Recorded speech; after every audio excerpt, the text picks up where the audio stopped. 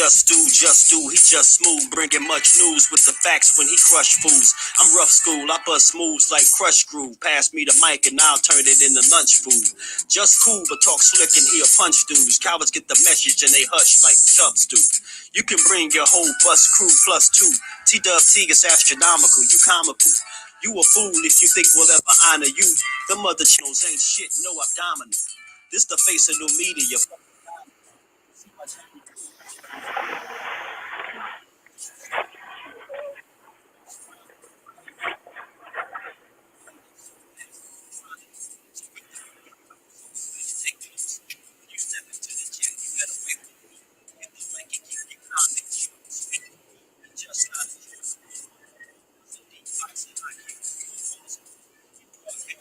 So we straight, put you deep in the dirt. That's why they call this the garden state.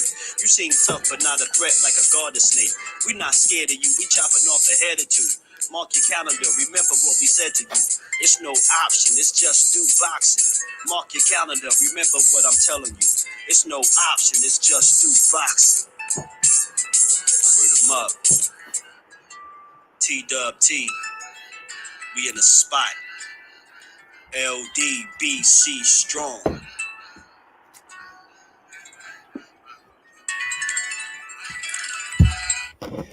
D Free, my bro, what's good with it, man?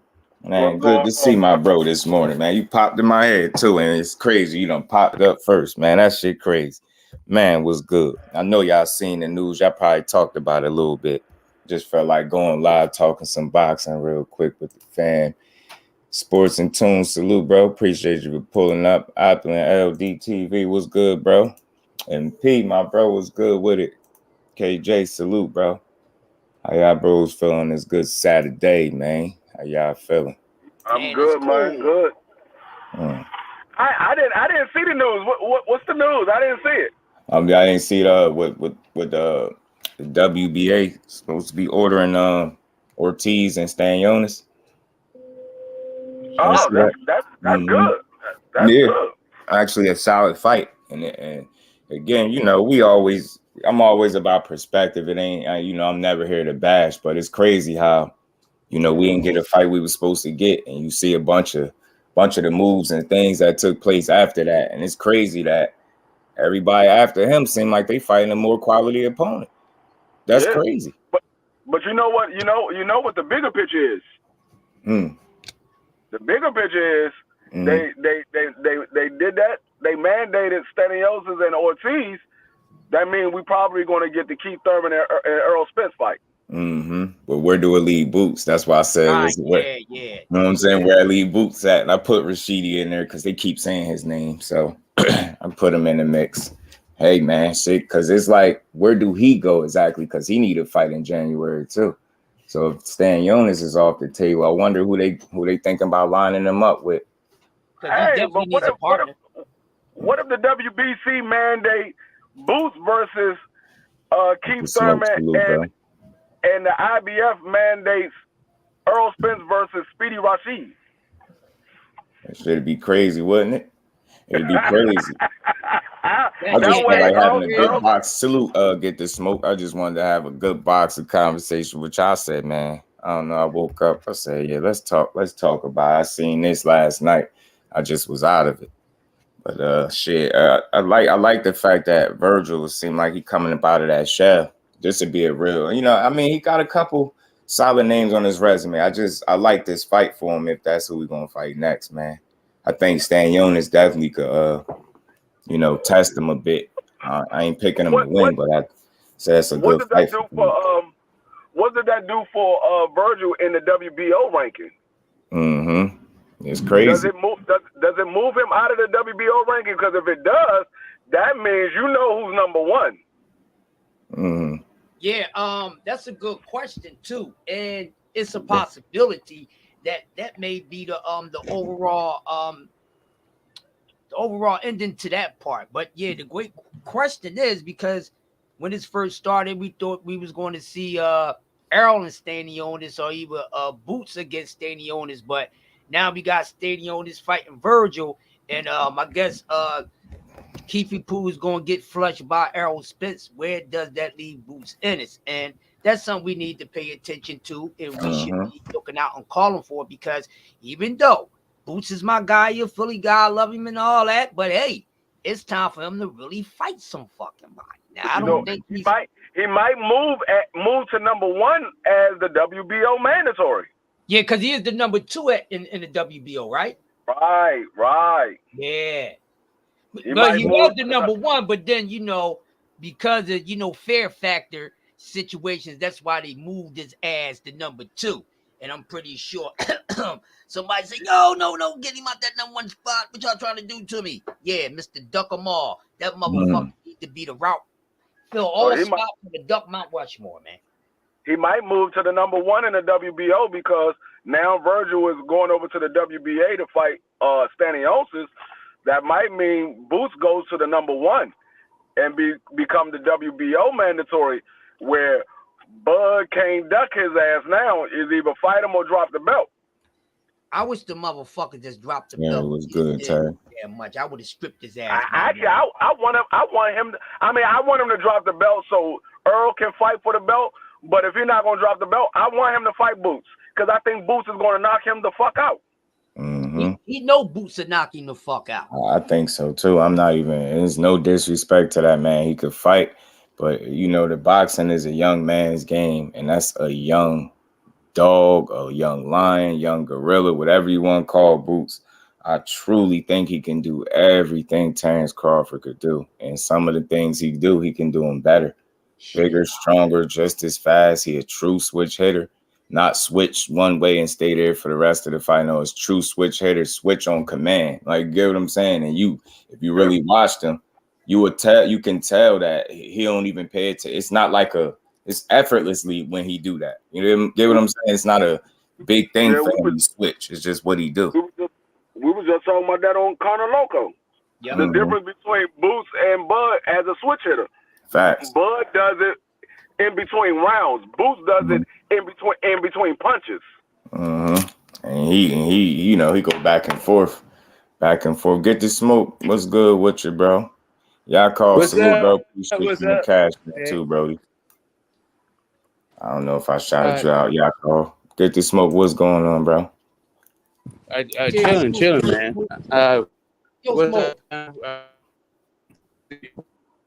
You chopping up, Brody?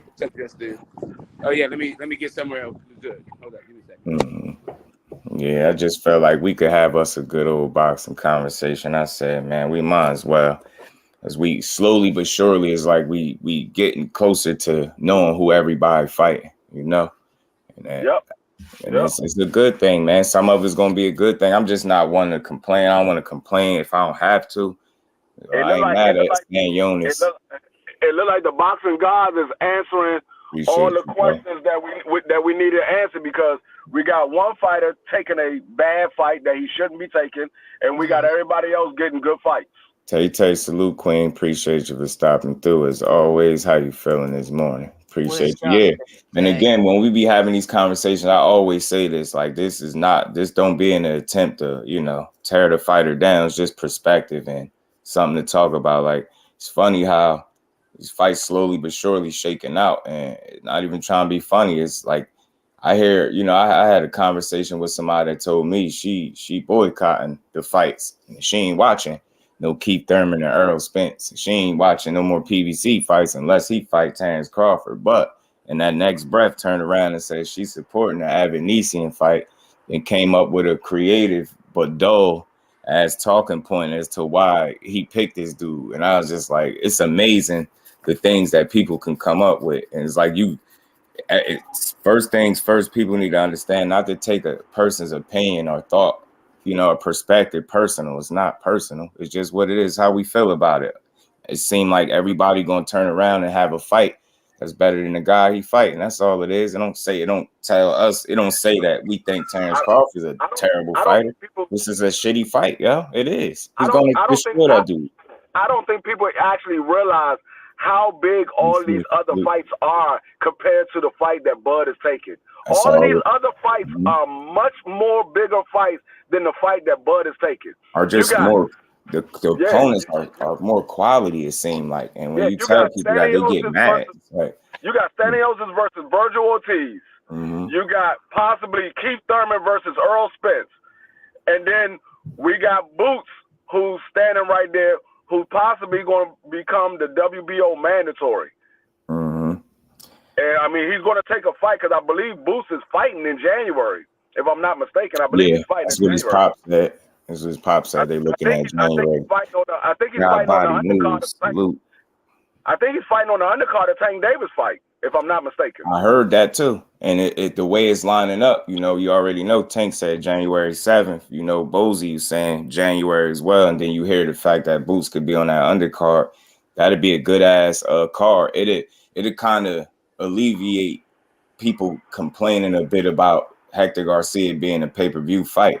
I don't see why people can't understand that they're building Tank and building him as a pay-per-view star. His fights are going to be on pay-per-view. It's just what it is. I just did a breakdown video of that whole fight. Yeah, that was a good I gotta watch it. I gotta watch that, D Free. You're right. I still got it up here. How's my audio? 10:05. I got it. How's my audio? Is it okay now? Yeah, I can hear you now. What's good, bro? Oh, hey, what's up, guys? What's up, guys? So, there's just a couple of things I wanted to point out because there's some things I agree with you and some things I disagree with, and then other things that I think while I agree with you, I think that you're not really looking at the context, right? So the things that I agree with you that I don't necessarily agree with the context is this David Avanesian fight is the least important of all the fights that we've got scheduled. But I think the context is, Bud is at the end of his career and is winding it up, and is probably like this is probably a stay busy fight before he gets like a couple of cash out fights. Like we're in the cash out phase of Bud's career, right? So that's what this fight is: stay busy, cash out fight. That's what's happening. These other dudes, they need to build their legacy to get to where Bud is at already when it comes to his legacy, right? So these other fights, while they are legacy building, those fighters don't have the legacy that Bud has already achieved. And probably when they get to where Bud is, they'll also be in this position where they may have the same, kind of opportunities and decisions that Bud has to make. Yeah, that's possible. I mean, that's all fine and good, but he could have did the same thing that Tank Davis did. He got a stay busy fight, and he signed a big fight with Ryan Garcia. Do you think that Tank Davis and Bud Crawford are in the same stages of their careers? No, Tank Davis is at a better stage of his career. No, I'm saying that Bud is at the end of his career. That's what I'm saying. I get what you're saying. No, I know what you're saying. But if you sitting at the table with the biggest fight of your career, and you want to get a stay busy fight, you can get that stay busy fight, but you can also still be negotiating the biggest fight of your career. They gave you everything you wanted, so all you had to do was sign the contract. Listen, I agree with that. I'm not disagreeing with any of that stuff. But my only point is, there's a point like, so boxers to me, like the two things that, like the pinnacle of getting into a boxing career, you do it to make, to change your family's financial status and to get in the Hall of Fame. Everything else, like you may be in a conversation for ATG, but that's like conversations that you get, like that's the conversation between like hardcore boxing fans, right? When you start talking about who's an ATG and who's not. But what's empirical, what you can touch and feel is getting into the Hall of Fame and that bank account that you accrue through punching people in the face and getting punched in the face. Yeah, right. So at the end of your career, at the end of his career, all he get, like the only thing that we can really discuss is whether or not he is going to be like a first ballot Hall of Famer, a second ballot Hall of Famer, or like I think the ATG thing is like I think it's too far. He doesn't have the he doesn't have the requisite competition. Right? But that could be a moment. That could be a sign of the times. Maybe you could make a conversation. You might make an argument that he's an ATG. I'm not gonna make that argument. All I'm saying is the dude is going to get in the Hall of Fame. Whether it's the first ballot, a second ballot, third ballot, he's going.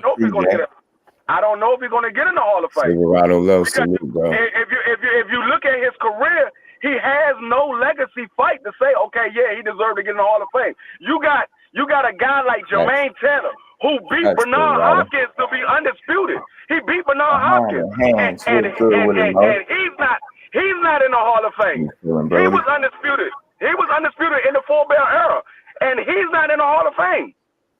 I agree. Yeah, I get you. And so how can you say Bud has a Hall of Fame resume to say he deserved to be in the Hall of Fame? He don't have a resume that Jermaine Taylor got.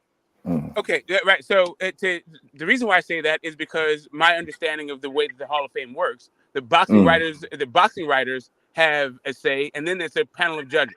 So when you say he doesn't have a signature fight, to me, when it comes to the boxing writers, when you get a fight of the year, that means you have a signature fight. So when he has a fight of the year on his resume, he has a signature fight on his resume. For the people who have a Hall of Fame vote. I like this conversation. I wouldn't say a fight of the year is a signature fight, because anybody that okay, you say he got a signature fight with the fight of the year. What fight was that? Gamboa. Really? Yes, really. Yes. No, I'm saying, really, that's a signature fight, really? A fight of the year is a signature fight in every boxer's career. Why do you think Arturo Gatti is in the Hall of Fame? He's got like a couple of fights a year. I hear you, Smoke. Why do you worth talking about? The reason why we talk about Gamboa at all, the reason why we talk about Terrence Crawford and Gamboa is because of that fight.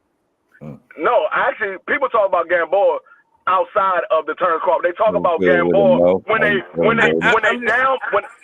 talk about Gamboa versus Terrence Crawford to downplay his resume. But people talk about Gamboa outside of Terrence Crawford. Gamboa and Terrence Crawford were both undefeated, and actually Gamboa was like a pound for pound guy. He was a gold medalist. All that, like, to me, I was a fan of both of those guys. I was trying to see that fight. But anyway, point being, all I'm saying to you is, when it comes down to a fight of the year, and when it comes down to the Hall of Fame, that I'm not talking about like you and I, like what we think should be the Hall of Fame or whatever, all that stuff. I'm talking about what actually the Hall of Fame is comprised of, and who gets votes. I know what you're saying. So who gets a vote are these boxing writers. Those boxing writers are the same people who voted that fight of the year. And I guarantee you, if you go to those boxing writers and you ask him what was the fight that he had for fight of the year, them motherfuckers gotta go look it up. I guarantee you.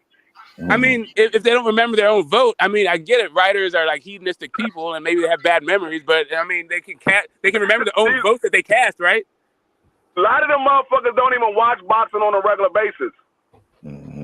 Hey, listen, now you're talking about whether or not they should get a vote at all. And I'm not, and that, we can have that conversation. We can have that conversation, but that's a different thing. But I don't think he's going to be a first ballot. I mean, you might be right. Listen, you might be right, because the way that the boxing writers specifically has reacted to him pulling out of this Terrence Crawford fight is pissed off a lot of writers. But I don't think it's pissed him off to the point that he doesn't get into the Hall of Fame. So whether you're first ballot, second ballot, third ballot, if you get in, you get in. And that's the point. Is that like when it comes to these other, that's what I mean. Might get in. I don't think that you could justify, like, if you don't put Terrence Crawford in the Hall of Fame, then there's something wrong with the Hall of Fame. So if they really go through Terrence Crawford's resume and they look at his fucking resume, they're gonna be like, you know what? He really didn't fight nobody. All right, so you know how. If you really look at it. So you remember that, like, recently how Floyd, Ward, and Klitschko got in, and it left Cotto and James Toney out, and everybody had a problem with it, right? Like, what group of fighters would get in over Terrence Crawford that everybody would just be like, well, look at his schedule kind of shit. It all depends on who's up for the ballot. That's my point. That's what I'm saying. I'm saying he's gonna get in over like guys like Danny Garcia. He probably gets in over guys like Adrian Broner. He definitely gets in over guys like Leo Santa Cruz, right?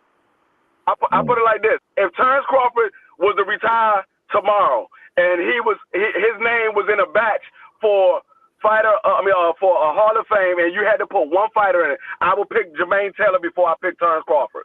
Appreciate you, right? Jack. I mean, I get you, but would you pick him over Lomachenko? Shit, I would pick him over Lomachenko. That's the point. That's what I'm pointing. Like, would you put like guys who you think are getting in the Hall of Fame? Do you think Bud is better than those guys? Is it better than Adrian Broner? I'm not saying that Bud is better than those guys. The only reason I will put him over Lomachenko is because of his longevity in the sport of boxing. Lomachenko only got 17 fights. That's fine, but do you think Lomachenko's getting in the Hall of Fame? He might eventually get in the Hall of Fame. Yeah, he might eventually get in the Hall of Fame. Yeah, he's getting in the Hall. Like that's what I'm saying. Like Bud is getting, like to me, Lomachenko's getting in the Hall of Fame, and Bud's career is better than Lomachenko's. Good point, Silver. But if you look at Lomachenko, look at Lomachenko's resume compared to Bud Crawford resume at this point in time in Lomachenko's career with only 17 fights. Lomachenko's resume is better than Bud's at 17 fights. Getting beat by mediocre fighters, I don't think so. It depends on what. It depends if you look at losing to guys that he was supposed to beat. Like Terrence Crawford has never lost to a guy he's supposed to beat. I understand what you're saying. He lost. He got 2 losses. But look who he has on his resume. He got Gary Russell. He got Rigondeaux. He got Teo. Which one of those guys are going to the Hall of Fame? Yeah, he could open the card, Fate. That'd be a good opener. Which one of those guys are going to the Hall of Fame? I'm not saying whether they're going to the Hall of Fame. No, but you're saying like we're saying that I'm comparing the resumes. Listen what I'm saying. Listen what I'm saying. I'm saying at 17 fights. Yeah. The resume that Lomachenko has and the resume that Terrence Crawford had at 17 fights, Lomachenko's resume is better. Yeah, that's because you're only looking at it because that guy has 17 fights. But we're not. The Hall of Fame isn't based on. It's not. Hold up a second. I got you. My issue. But all I'm saying to you is, if they both retire today, right? These are guys who are close to retirement. Like all the guys like around retirement age, right? Like Leo Santa Cruz, Danny Garcia, Mikey's already retired. Like, do you? Like, if the Hall of Fame against those guys, do you think he gets in over those guys? I won't put Bud over Mikey Garcia. I won't pick Bud over Mikey Garcia. Mikey Garcia was a 4-division champ, and he fought everybody. So is Leo Santa. I mean, fought everybody. He fought a lot of people. He didn't fight everybody. He fought everybody. No, he fought everybody that he didn't even fight everybody in his own weight class. He didn't fight Gamboa. He didn't fight Lomachenko. He didn't fight. Certainly didn't fight Bud. There's a whole bunch of everybody. 40 pounds he didn't fight. He fought everybody that Bud didn't fight. Bud didn't fight Adrian Boner at 140. Hold up a second. Bud didn't but the Hall fight of Fame is not based on whether or not Bud fought him. And it certainly isn't based on like how many fights you had. So you said, hold on. So are you telling me that Bud Crawford? Are you telling me Bud Crawford's resume is better than Mikey Garcia's? I'm saying that I think that he gets in over him. Hey, Smoke, this is a good conversation, yo. That's why I ain't intervening. I like this cook. I understand. You went around the question. Making good points. Because I don't want to get into it, right? Because I want to stick to the because I don't want to actually start getting to the minutia of like breaking down the opponent, because that's a whole different conversation. I'm just talking about the Hall of Fame aspect of it.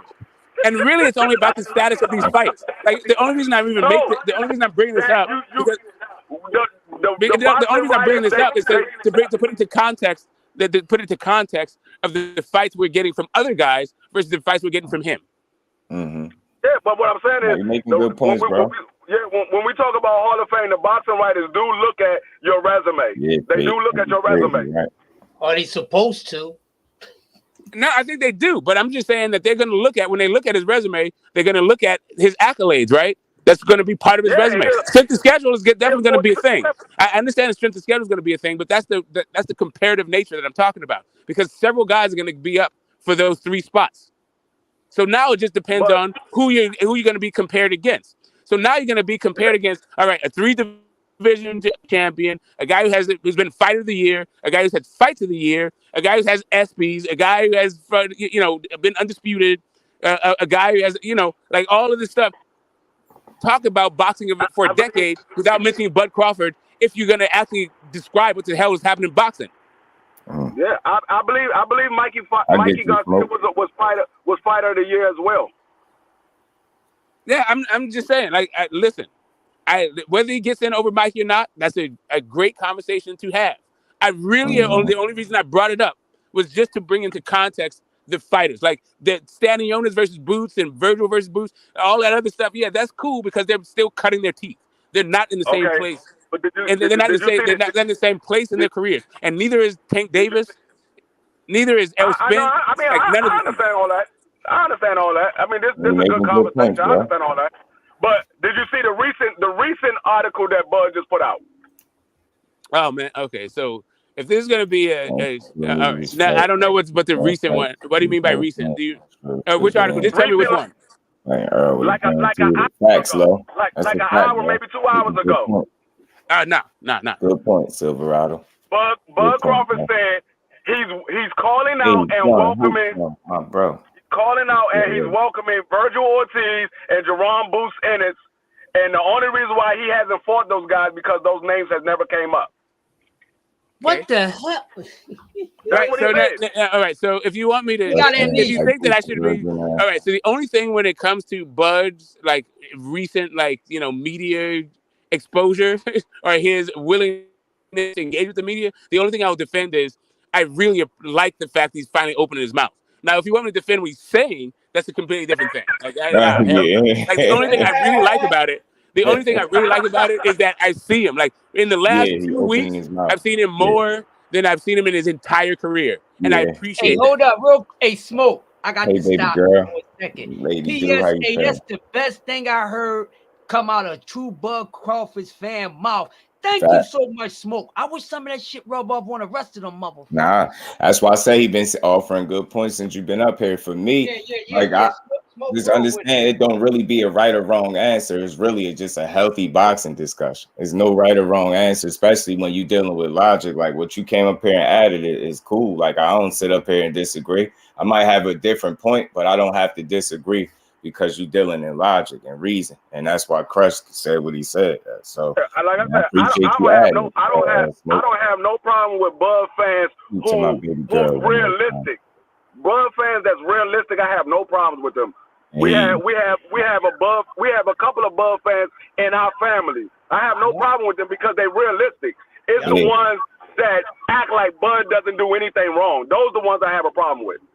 All right. So I mean, so Bud is making a ton of missteps, right? And I think when it comes to like offering like some constructive criticism, I think there's plenty to be had there, right? But I also think there's some undue and unjust criticism, and also just some like technical things, right? So like when like to get off the context part, the thing that I don't agree with you, and I just wholeheartedly don't agree, is that Boots is better at everything than Bud. Really, the idea that Boots switches in between punches and Bud does not. Like, it's literally the opposite is true. Yeah, you can break it. You can break it down, and from what I've been seeing, Boots is much better than Bud. Now, maybe early in Bud's career, he was a lot better. But what we seeing from Bud right now, Boots is way better than Bud right now. Yeah, I think so. Yep. So for me, man, like I think that when it comes to the craft, the mastery of craft, and especially when you're talking about the switch hitting, but really just situational boxing, I think that Bud is way better, right? And I'll tell you that about the technical flaws I see in Boots, specifically when it relates to his switch hitting, that I think that Bud will have a field day with. And also Errol Spence. I think Boots is like right now the third best welterweight, but it's only because he's not as polished as Errol and Bud. But it's not because of his physical gifts or his other things. It's because the guy go ahead.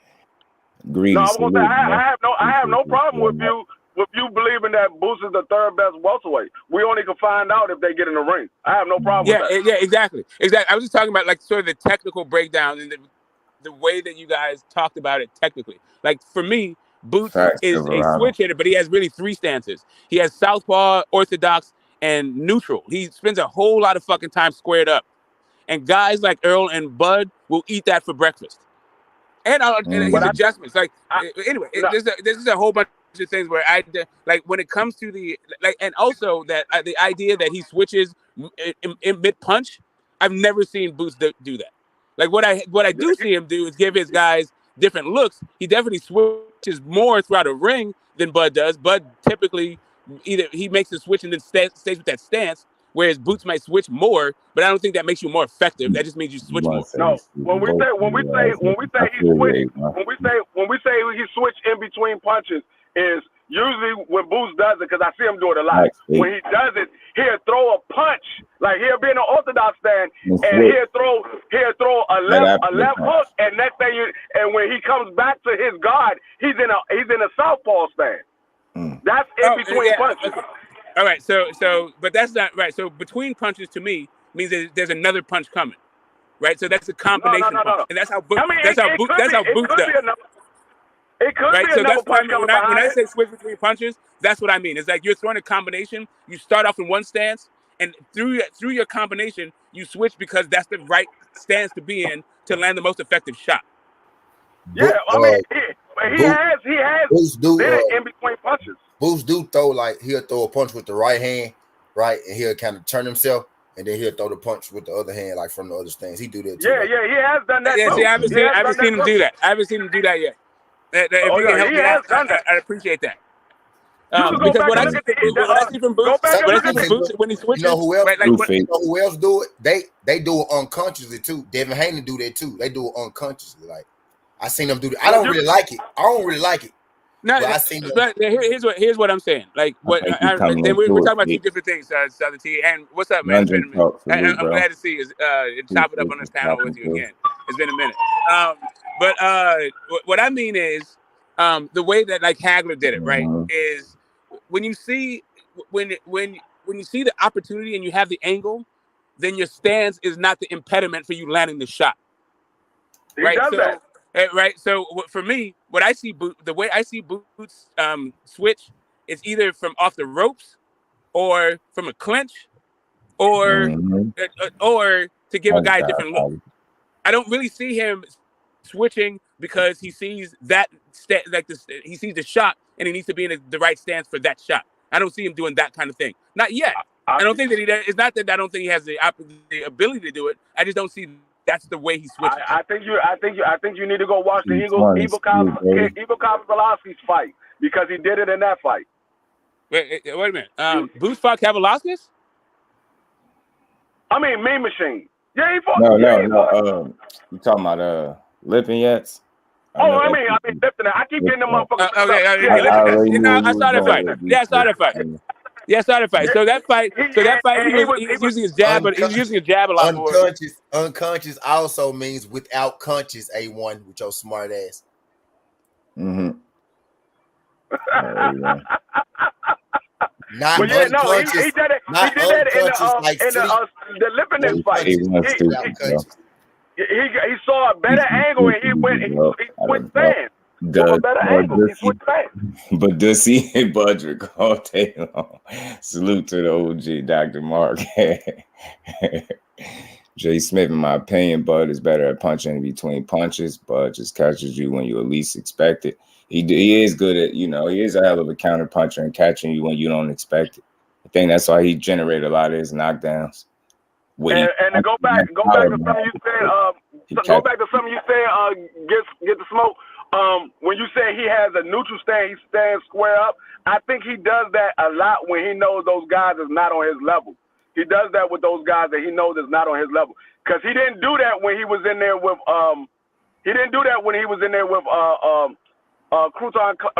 Clayton. I say Crouton. When he was in there with Clayton, he didn't stand square up. He was standing. He was switched from orthodox to southpaw, but he didn't stand square up. A lot of those guys he beat the hell out of him.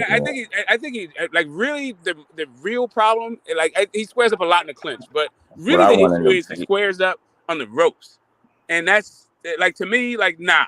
Like to me this if you're gonna be throwing switches on and off, that's cool, and you could surprise me, but I'm not going to pick you to win when I see that guys don't do that. If guys don't have bad habits like that, like, Errol has some bad habits when it comes to his like defense. He got some holes to it. He's got some holes. He got some bad habits when it comes to his jab. Bud's got some bad habits when it comes to his defense and his willingness to trade from the wrong distance. So when I see you have a tendency to do that, I'm going to look at guys who are able to exploit that and not think that, hey, you know what, you can turn that on and off depending on your competition. Like that's just not it may be the case, but I'm just not going to pick. I ain't mean, mad at that like fight, I said, Eric. we won't know until they get in the ring who's gonna prevail as the winner. So I have no problem with you picking somebody else that you see that doesn't do that. We won't know until they get in the ring because he might not do that with that person. He might do it with somebody else and not do it with that person. So it all depends on exactly. True. Right. That's why so that was just where I disagreed with you, just like the technical ability of Boots doing everything better. No, But I think he can really do. agree with like everything you're saying is like what Bud is saying is goddamn cringe. It's like indefensible for the most part. Yeah. I think he can do like everything. really, Bud there's not do. a lot to be. There's not. I mean, what can you say? Like, dude is just tripping. I think he can do everything Bud can do, and some things better is what I said. Not everything better. I think he can do everything Bud can do, and some things he can do better. There's obviously some stuff that Bud might do that's better than Boots, but I think overall, man, Boots really, when you look at it, I don't think as much he can't do. Is he perfect? No, because none of the fighters are. They all, got several flaws, but I don't think he has a ton of them. You get what I'm saying? I think 25, man, it ain't a whole lot he can't do in the ring. That's how I feel about him. Yeah, I was thinking that agree. too, Cody Crowley. Somebody got to fight Boots. That's why I was like, where does this leave Boots if Virgil end up fighting Stanionis? You know what I'm saying? It's something to think about because he got to fight too. And he said January according to his pop, so got to be somebody. One better be busy. Who Beaver gonna fight just to stay busy. Beaver, I heard something about Buatsi and Beaver. That would be a good fight. Yeah, that'd be a problem, Lo. If he starts slow against Boots, that's problematic for anybody because that's the thing with Boots. He the opposite of that. He really a guy that could start fast, like a calculated killer. He jump right on you and get to it. Like he don't take long to get into it, man. So that is something to think about. You definitely nobody I don't think could afford to start slow against Boots. You don't want to do that and let him pick his shots. The more he think, the more dangerous I think he is. So you definitely gotta go in there and take the fight to Boots. I believe if you rely on him to think, I think that's where he's gonna be the most dangerous. And I ain't saying he can be beat, but I think that's where he's the most dangerous. You allow that man to sit back there and get comfortable, settle into a rhythm, and start picking you apart, it's gonna be bad. So that's for anybody. Whether you think he'll win or not against, the two champions, I think he gives anybody today hell. I don't mean he beat him, but he's gonna give anybody a tough fight. That's how good I think he is right now. I think he only gonna get better. I definitely agree with that. And brothers, thanks for having me. I'll jump back on. I gotta dip for 30, 40 minutes. But if you're still live, I'll come back. Peace. All right, bro. He touched Castillo. The Lord made one time. Yeah, they ain't want no more of that. Castillo had his mind made up when he was on the ground thinking about it. He looked. He was like, "Yeah, I gave it a good one." He said, "Yeah, I tried." Because you got to listen to what he was saying. The Boots right. I already talked about Virgil and Stanionis. Yeah. We was talking. What you think about it, T? I think that's a great fight. I think that's a great matchup, bro. I think that's a style clash that worked for both fighters. True. Style clash that worked for both fighters. Ain't neither fighter gonna be moving too much. Both fighters got solid power. Both fighters gonna land their shit. I think both fighters been tested enough, just enough to where they ready for each other for the sure. Fight. Yeah, I'm with you. This will be Virgil, this will be Virgil's coming out party fight. You know what I mean? As far as competition, prime level prospect versus this type of shit you ask for, prospect versus prospect, high level prospect versus high level prospect. Stanionis proved himself to be a high level prospect against HL. Virgil proved himself to be a high level prospect against Mean Machine. Y'all saw what I did there? Prospect against Mean Machine. You know what I mean? So hell yeah, this shit made perfect sense for me. And this also further lets me know that Earl probably is from the fight. They said Eric, they said Speedy turned it down. Bozy Ennis said he turned it down. And then they offered him twice the money to fight Boots, and I never had no reason to question Bozy. That's the first time I ever heard somebody saying something like that. I never had a reason to question him, and I ain't gonna start this time. You know what I mean? So if he said it, Speedy don't say nothing. Speedy don't refute it. It's true. Yeah, he got to come out and say like, yeah, that's false, like or something, because I've never seen Boozy to be no liar, no clout chaser, none of that. Yep. And he still gave him his credit for being a good fighter, but you know what I'm saying? He was like, where he at ranked at anyway. We ain't looking to fight him anyway, though. You get what I'm saying? He like a good fighter, but he ranked like what 14th for something. He said we looking not even at the number 9 guy. He want 5 on, 5 and better. You know what I'm saying? So I don't see because I don't see them out here turning down no fights when they're looking for big fights. I don't see them turning down no fights. It was just that Speedy Rashidi Ellis had called out Boots and we didn't hear no response. So that's why a lot of people was talking about, oh, Speedy called out Boots. Boots ain't say nothing to Speedy. We just didn't hear no response. But now that his father came back and said, hey, we offered the man 2 contracts and he turned them down. Nah, I wouldn't be wrong, guy body. He a welterweight now. He a welterweight now. He gotta get with the program. Rashidi just gotta get back in the mix. And even when I was talking about that, just to be fair, just to show y'all how real I am, I was even going as far as to say, and I'm not in Rashidi head, but I'm willing to bet if this is the situation and he said no to this fight, it's not about being scared. That's not a fair thing. I think he understands where he at in terms of you ain't been active. That would just be a stupid move. You would be being too brave for your own good. It just.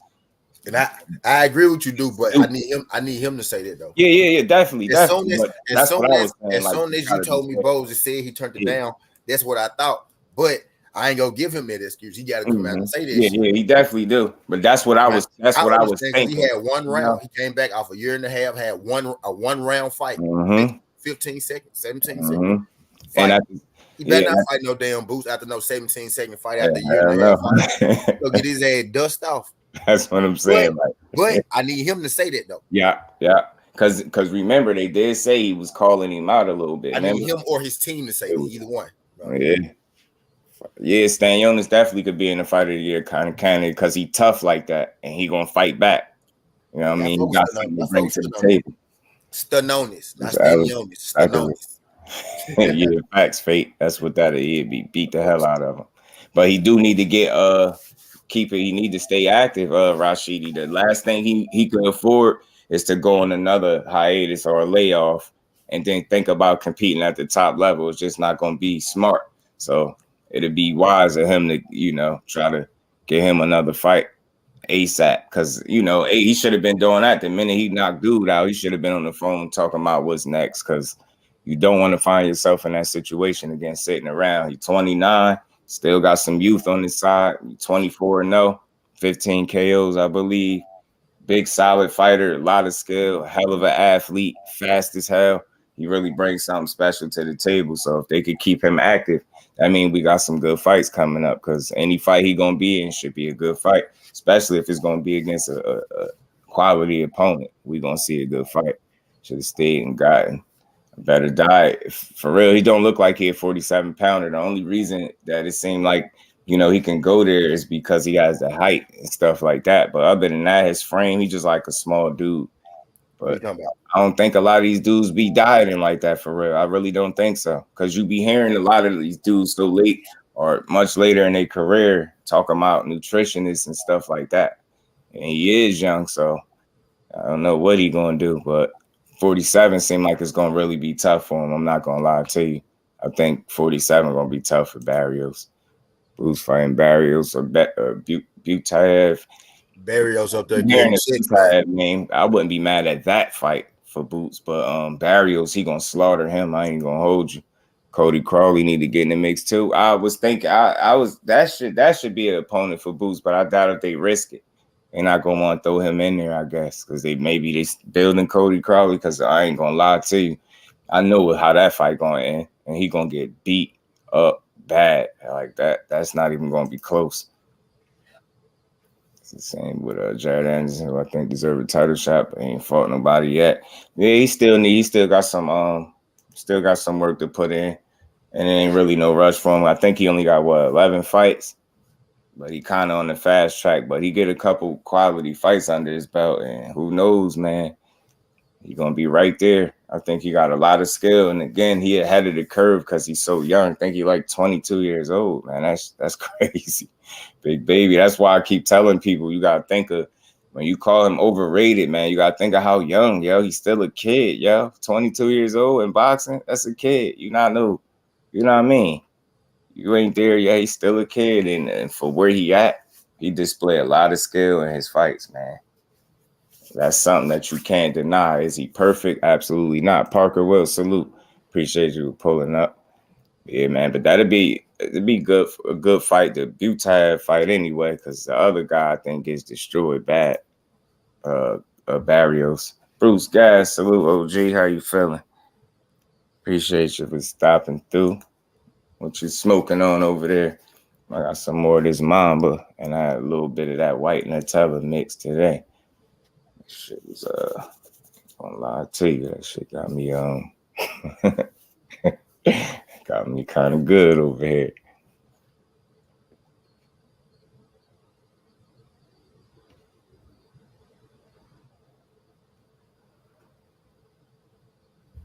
All right, I like this. He got 30. Yep. Yeah, he do. That's the thing about him. If you talking about Boots, he do got a lot of fights, yo. People don't realize that. So I be like, man, the time is now for him. He got now. It ain't even next. He got now. I just want to hear what Bozy said. You said you eating some infused honey you made last night on your oatmeal. That's next level right there, Bruce. That's next level, OG.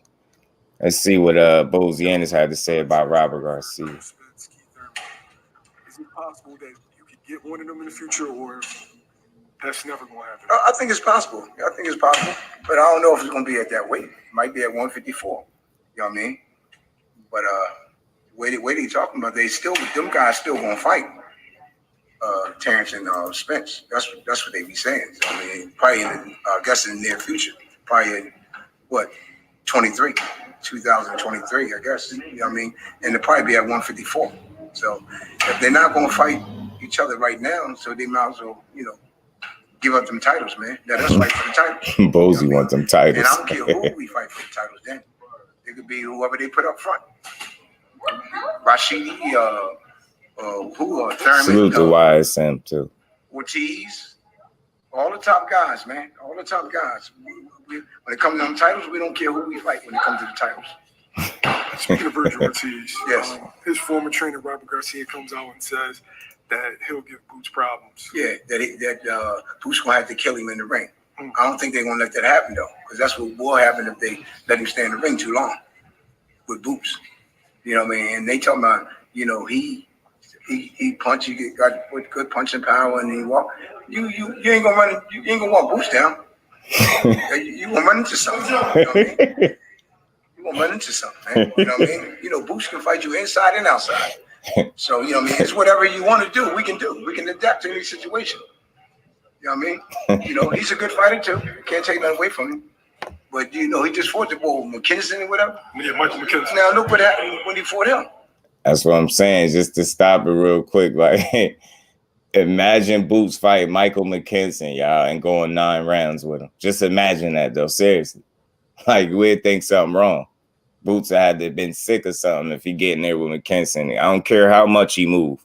That it shows levels, and I think that didn't have nothing to do with his health situation. Like how long the fight went, the more I think about it, and I don't think it was the health situation. I think it was the simple fact that he struggles with movers, guys that are not stationary targets. He find it hard to catch up to him. He showed like visible frustration when the McKinson kept moving on him. Like he threw his hands up. Like when a fighter do that, you showing me something. Like, so if I keep moving, you're gonna have a hard time. So you don't like when I move. You like when I stand still. And that was the problem with McKinson. He had a lot of heart, a ton of heart, but his punching power didn't match the heart that he showed in the ring.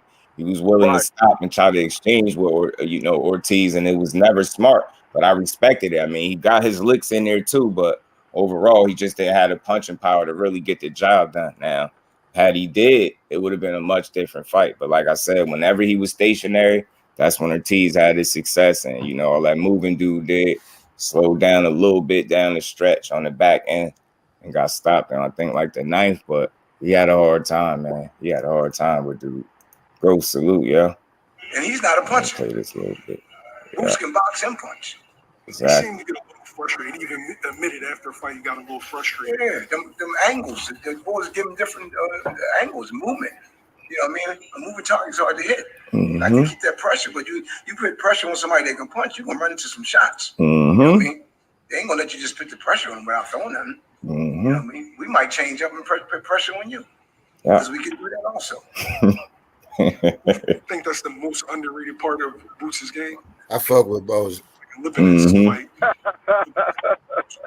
Boots pressuring, but it seemed like y'all just came right out and kind of like took that away from him. Yeah, but see, everybody know that Boots will fight you inside and outside. True. All I try to do is give him the say so or the go sign, and not tell him when to go in and when not to go in. You know what I mean? Because I can tell when it's time to time to go in and take these guys out of here. You know what I mean? As far as Robert Garcia goes, probably like last year when I was training Virgil Ortiz, he said that fight, was like 4 or 5 years away. Yes. That True, Ghost. Virgil wasn't necessarily ready for Boots. Right. And now they changed it. Yeah. Just because he's not with Virgil Ortiz no more. So he had to say something like that. You can probably try to get him to come back with him. You know what I mean? But like you said, because he told, matter of fact, he told Cameron Duncan. He told Cameron, he said, man, no, Virgil ain't ready for Boots right now. That was way back. You know what I mean? Now they flipped the script now, saying, this and that. But, you heard what Boots said. We are fighting right now. You know what I mean? If they present it to us, we're going to take it. Right now. See that? That's how you know, and they really be with the smoke. Ain't nobody pulled their card yet, man. So when it come to that, that's why I like Bozy, man. He seemed like a realist, man. And somebody gonna have to fight Boots. I'm telling you, the longer it take, the worse it's gonna be. I'm telling you, somebody better fight that boy now and just go ahead and get that over with. Don't even worry about it. Let's get it over with. Boots defense on the inside be lacking that point stuff. Yeah, I could see that because he ain't perfect. You know what I mean? He's still flawed for sure. Just like he always gonna be. He's never gonna be perfect, but he could get better there. He get touched up there. Seen lesser fighters do it to him, and I ain't with that. He felt no danger. I mean, I could see that, but to me, I just feel like that's one of the obvious things when you talk about Boots Ennis, man. And we seen it with not just him. We seen it with multiple fighters. When those guys truly, certain fighters had their mind made up that they're not really worried about what's coming back. They tend to be a bit more take more risks, and they seem they take more chances. So in taking more chances, basically what he's saying is if you can't hurt Boots, he gonna kill your motherfucking ass. Yeah, exactly. You know what I'm saying? That's good, panel. I truly believe if it's a threat that's there, I don't think he fight a certain way. You get what I'm saying? You've seen it all, time and time again. Now, again, I will say this: it's still not a good habit to get into because you want to be sharp. Anytime you got an opportunity to be sharp, you want to be sharp. You know what I'm saying? But it's just what it is. You feel like these dudes can't hurt him, and he walked through them. And I don't think he miscalculated that yet. But I think he's smart enough to know at the absolute elite level, he would approach the fight different. I think he's smart enough to know that. You know what I'm saying? It's what it is. What's good, panel? What's going on with you, bro? Chilling. I feel like he's gonna fight Cody Crowley. I hear that name being thrown out there too. It's because of his Instagram post. I think he said something about early 2023. And then Rashidi Ellis said January as well. But he's obviously not fighting Boots. So it's a good name. The guy's undefeated. He did beat the IBF mandatory. He's all right. Respect to Cody Crowley if he take that fight. No, for real. Yeah. I just hope Cody could put up a better fight than Castillo for my Canadian brothers, because I'm Canadian, so When it comes to being scared, I don't really think the fighters, I don't really buy so much into the scared. I just think some dudes know better. You know what I'm saying? Some people are unwilling to take the risk.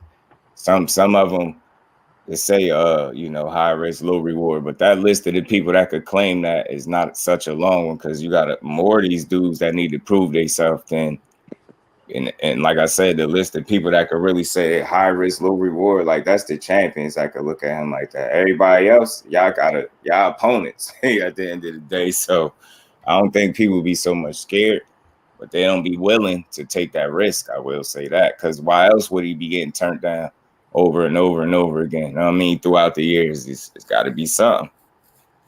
Wait, scratch that buzz. Nah, I'm one of the few people that think Boots can beat Spence and Crawford. It'll be a tough fight, but I feel like he has the tools to beat them. Mm-hmm. One of the few. I'm noticing an increasing number of people who feel that way. Mm-hmm. I'm not saying he I don't think he beat either. Mm-hmm. I think he can compete with both. I don't think he beat either. Mm-hmm. I think he can compete and he could possibly beat them. Don't be surprised if he does. Now I won't be shocked because I think he's the only guy who can compete. He's the only young guy that can actually. Yeah. I think he's the only guy. I won't be shocked, but I don't think he can do it. Mm-hmm. If he stepped in the ring with both of them, well, not both of them tomorrow, right? But let's say he stepped in the ring with both of them tomorrow, I think he lose the Earl, and I think he probably lose the Book. Yeah, that's true. Mm-hmm. Nah, I think he'll beat Bud. I think he'll lose the Earl. I always said that same thing though, but I ain't mad at nobody that say the other way. I think the style that Earl has is a problem for Boots, because Boots, he like JusDue always say, Boots like to sit back and be able to pick you apart. He's not going to have that freedom when he fight Errol Spence. Errol Spence is going to be on his ass. I don't think he's going to have, and Errol Spence has a strong enough chin to be able to take some of the shots that Boots will be throwing. A lot of those guys that try to crowd. Errol can't let Boots string them just together on him though. I'm not saying that, but Boots, he will cover up more than he will be throwing shots, because Earl ain't no small puncher. So when you get hit with one of those shots, you're gonna start to cover up. Now he might exchange early, but he's gonna eventually start to cover up. I disagree with that for the reason that Boots moves a lot, and he's not flat-footed as most would think. Sean Porter gave Earl a really good fight because he was always moving. Danny Garcia was kind of plotting. Hey, say it again, Ugas was plotting a lot. It went over a lot of people's head. You just said something that went over a lot of people's head. Sean Porter gave Earl a good fight because he was always moving. That's what you have to do with Earl Spence. You have to do that. Exactly. And I feel like Terrence and Boots will do that a lot. Like someone like Vergil Ortiz will get picked apart. Stanionis will get picked apart. Keith Thurman will give him a good fight as long as it lasts because he has amazing lateral movement. But I understand what y'all saying, but I saw Boots lose 3 times, and all 3 times was Earl Spence style. Boots gonna be moving. That wasn't the amateurs, and I feel like he's improved on those things. But that's a very good point. I always watch those fights just to see what was he improved on it today. All three times that Boots lost in the amateur was the style of Earl Spence. You think Gary beats him today? You think Gary Antoine beats him today? Do I think he'll beat him today? No, because Boots is more experienced today than Antoine is. What puncher has Spence fought? But Boots is not more experienced than Earl Spence is. I got a question for the panel. What Parker got a question? He said, "What puncher has Spence fought?" Yeah, give me 2 seconds. I'll give you guys maybe. Would you consider Kell Brook? Danny Garcia? I don't know about Danny Garcia. I'm in between two because Danny was a puncher at 140. He was a pound punch. Yeah, exactly. He has a 52% KO ratio. I think Danny just fought at 154 and he didn't get walked through, so he got to be some kind of puncher. He's a good puncher. Like respectable puncher would be Kell Brook because he has a 68% KO ratio. Kell Brook for sure. Besides that, there's a bunch of big punchers now at welterweight. Not so much back then. Yep. And then Keith Thurman. If you check Bundu, stat sheet, you could consider him a puncher. You know what? I didn't check his stat sheet. That's my fault. I didn't even check it. I'm pretty sure it was like what high 20s, right? Mm-hmm. His KO ratio. Mm-hmm. Yeah, I need to go back and check that. Let me check to make sure. But yeah, I think he only got like 4 fights or something that won knockouts. And I hear you say Boots moves a lot. The one thing that stops you from moving is body shots, and Earl loves to go to the body. What's Bundu first name, y'all? And I'm sure Boots will have an answer for that, for real. I'm sure he'll have an answer for that. It ain't too many more answers you can answer to a body shot. Yeah, you could go to Spence's body. You never see nobody go to Spence's body. When he was fighting Ugas, some of the shots he hit to the body, like you saw Earl jump for some reason. Really. What's going on? He was hitting Ugas on the elbow. Ugas was getting hit on the arms, the elbows, the body. Yeah, he was getting hit everywhere. Yeah, every single bone of his body was breaking for him. He was getting hit everywhere. His jump was decent. And Ugas was moving a lot in that fight until the middle rounds. He couldn't move no more. Fake. Yeah, he shut that movement down, I think, with all the hip and body shots over a period of time. Because he just, after a while, he just said he couldn't move no more. He just stopped moving. Yeah, he couldn't move no more. A serious question for the panel, though. If he fights Cody Crowley, will he get any respect for that win? Who, Boots? Yeah.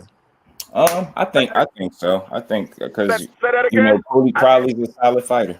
If Cody Crowley, if he fights Cody Crowley or wins, more than likely, does he get any respect for that win? I haven't watched Cody Crowley fight a lot, so I have to go back and look at him to see if what? he'll give him. He's a crafty southpaw. It all depends on who you're talking to. Yo, Bundu ain't had a knockout since Earl Spence. That's true. Teachers can't go both ways. Boots ain't never seen it. Nobody had a knockout since Earl Spence. Yep, that's fact. That's true. Nobody had a knockout. I mean, unless you want to count that last Kell Brook fight with Amir Khan. Bundu had hella fights after Spence. I think Boots is a little faster than Crawford. I do. Right at this point. Nobody had. I think he's a little faster than Crawford. Just a bit. I think he is. I mean, if you count the Kell Brook and Amir Khan fight, I give you that. But he had 3 other fights before. He's got a hell of a jab too. There was no knockouts. He had 3 other fights. He did retire. It's just we didn't know them. We just didn't know who they were. It was at 154 as well. Man, you gotta chill, Fate. He gonna get himself killed out here. For anyone like Boots, and Boots has never fought anyone like her. I ain't talking about him fighting no 154 pounder that got like 20 losses. Home count though, but Brook and I give him Brook for sure. You get respect. He called the boogeyman by people. Wow, stop whipping your ass, dog. Folks not taking respect away from him. I think I just can't wait. I just want to see Boots in these fights so people could know that he is who I think he is. I think some people, and I still understand the questions. It's fair. Some of them are, but if you are still one of the people that feel like he is hype, just give it a couple more fights. That's all I can say. I mean, you can't. I mean, even if you say if you break down, y'all say Boots is hype. Okay. A lot of people saying, most people are saying he's top 3 in the welterweight. So you saying he's hype. Name somebody else outside of Budden and Spence that you will put over Boots in the welterweight division. You can't. Exactly. There's nobody in the welterweight division besides Bud and Spence that you will put over Boots. Some people can try to argue Virgil, but Virgil is a straightforward fighter. You cannot fight Boots as a straightforward with no hand movement. True indeed, Ghost. You can't.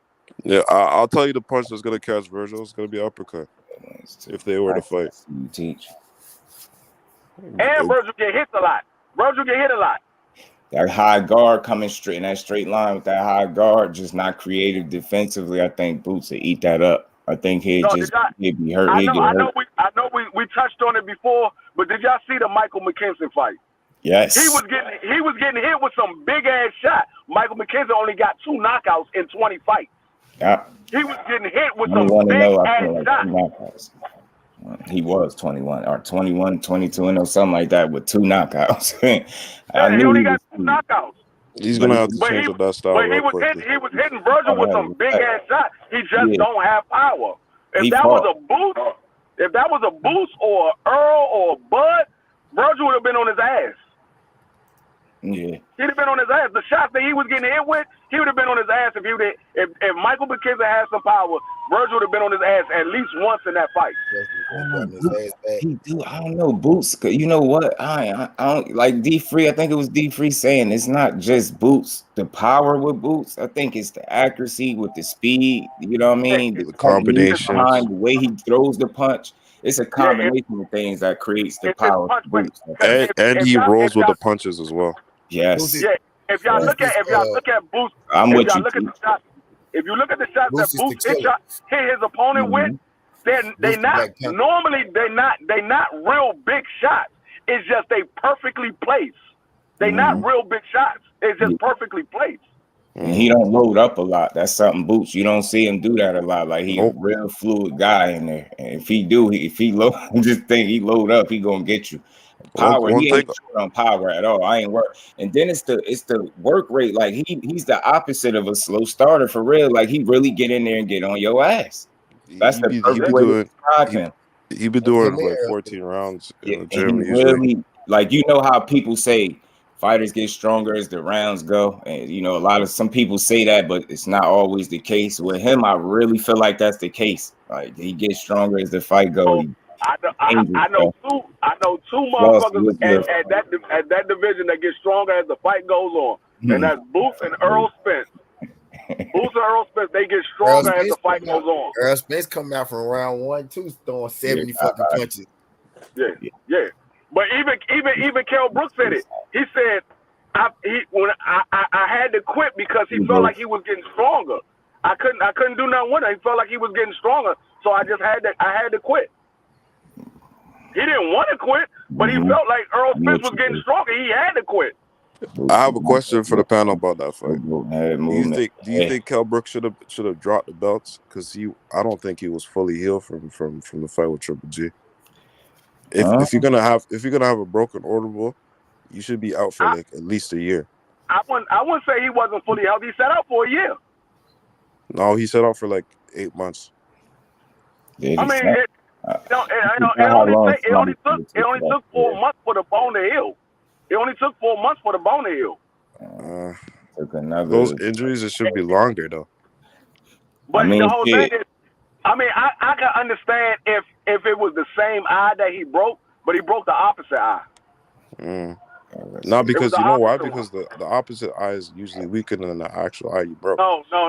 He broke the bone. That's medically proven, actually. No, I understand what people say that all the time, but you have to understand. He broke the bone in your eye. The bone don't move. You don't move anything with your eye bone. That bone is not moving. It stays there. So even though this one is broke, this eye bone don't move. This eye bone is not moving. Your eyeball moves inside, not the bone. There's ligaments that hold your eye in place. The bone is not doing any work at all. It's not like a hand. You break the bone in your hand, so you got to use the other hand more. You're not using the bone in your eye. Yeah, I could agree with that. That makes sense. I forgot somebody gave a timeline on the injury because that was something that was talked about, and it's a fair question. It's a healthy discussion. Was he healed? And I think I just don't remember the timeline they gave, but I believe the end result was them saying he did have enough time. And I think what happened is just like how they say, see Derrick Rose tear up one knee, and now the other knee is more susceptible to an injury because that other one was repaired. I've heard that all the time, and the same could be said with the eye. So it ain't like the same eye got broke, the other side, but I think that probably was inevitable. They be saying that really what they be saying is they are more than likely to break than the other one because this was already repaired. It ain't because the one that broke was your other eye don't get weaker at all. It just ain't a fucking repaired eye. You know what I mean? Exactly. All I gotta say is, did Danny Garcia other eye get broken? Did Lamar Peterson other eye? Did Sugar Ray Leonard? Wait, hold on. Danny Garcia didn't get an orbital, bro. Spence, other eye socket ain't. Spence, other eye socket ain't fucked up because the other one fucked up. Is he more likely to fuck up the other eye socket now? It's gonna be Spence either way. I don't think so either. Teach.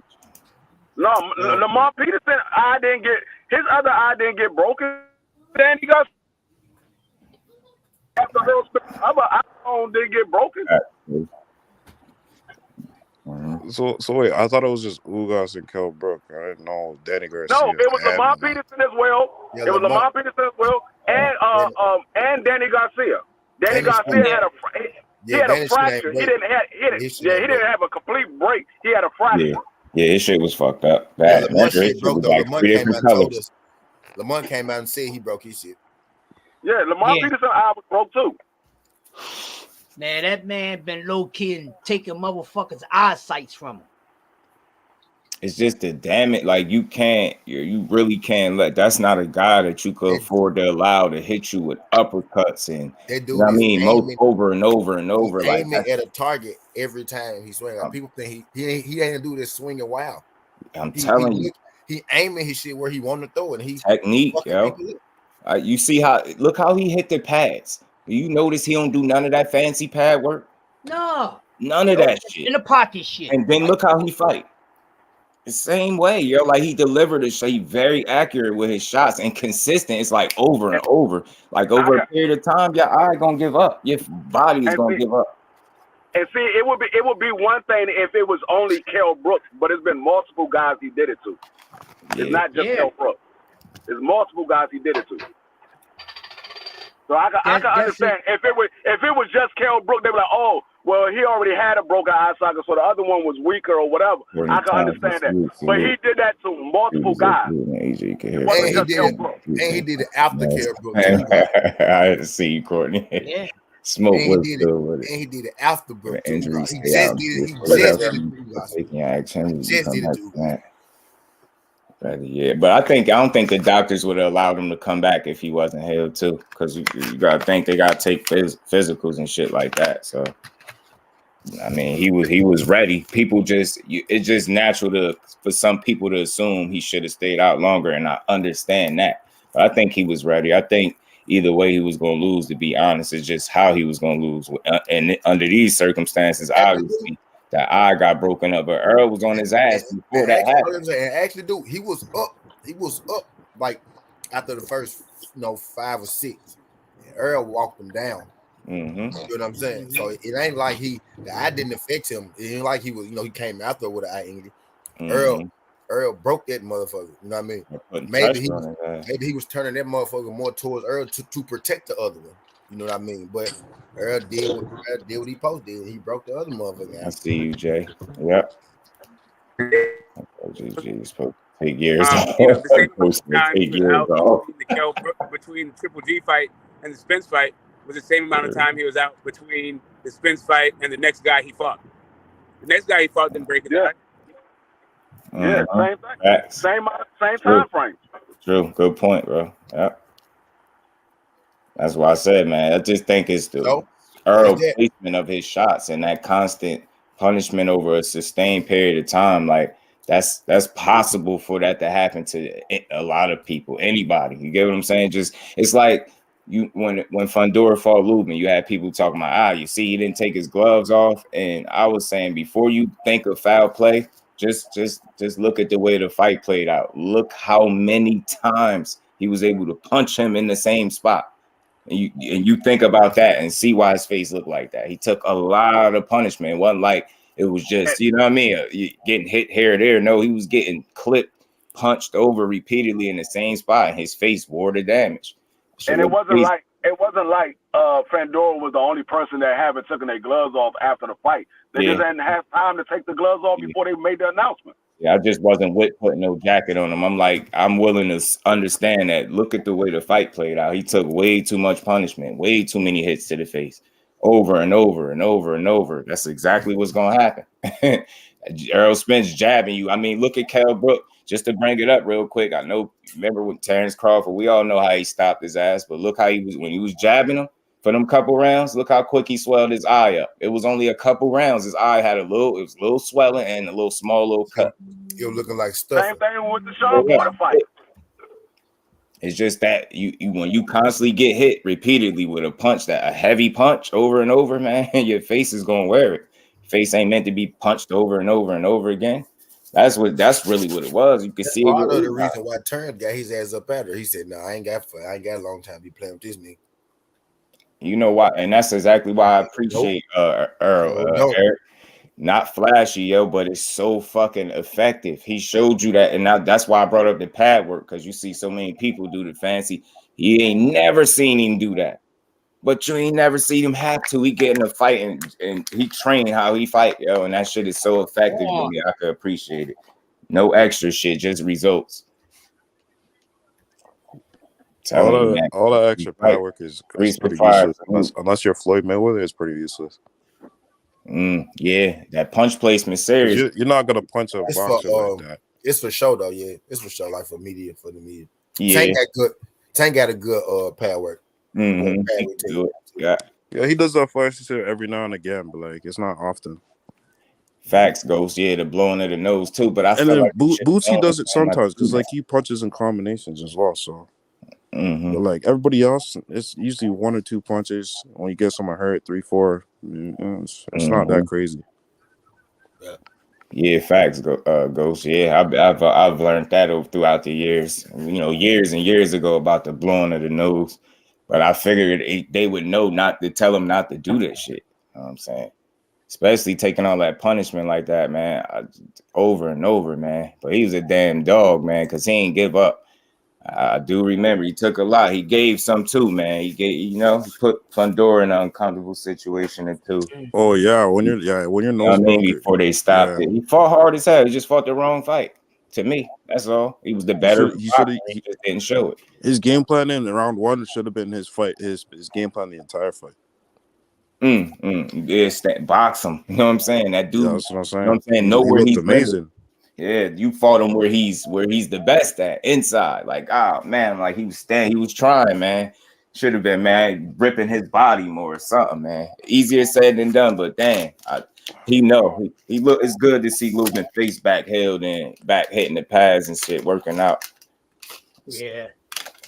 Man, he took a lot of punishment, but necessary punishment, man. Yeah, if he have his confidence, that's gonna be key. That's what I'm looking for before anything physical. I need to see mentally, like your confidence still where it's at. Because that's what I was looking for Caleb Plant, and damn, did he show me that? And I ain't even talking the hell with the knockout. That was what it was. But I'm cool though. Luba had posted the Martin joint like 2 days later. He said it's all good. I beat. He said something, but remember on his Instagram, he posted the picture of Tom Hearns beat up Martin. Yeah, facts, fate.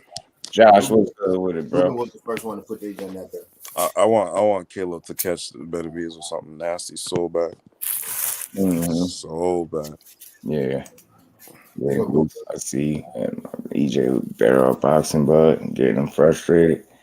See, this is the thing though. I don't think if that fight don't play out with him walking him down. I think that's the misconception too. Another one is this whole notion that he gonna throw 70, 80 punches in round 1. That's that's not even realistic. He builds up to that. But it's about the whole thing is normally if you see that he gets to a point where he can work at that rate, it's going to be extremely hard for the other guy to slow him down. If you allow his motor to get revving to that level where he's able to throw that many punches at you. And again, we talking about a calculated killer. This ain't just throwing haymakers and wild, reckless punches. It's calculated like he's working in there. You get what I'm saying? They gonna count. He throwing quality at you as well as quantity. You get what I'm saying? And that's rare. A lot of times you will see somebody throw a lot of punches, but they won't be quality punches. With EJ, the way he delivers his punches and how calculated he is and technique, fundamentally sound, man. Them calculated punches and that is be a high volume, so it's hard to deal with. It's not impossible for him to be beat, but that's very hard to deal with.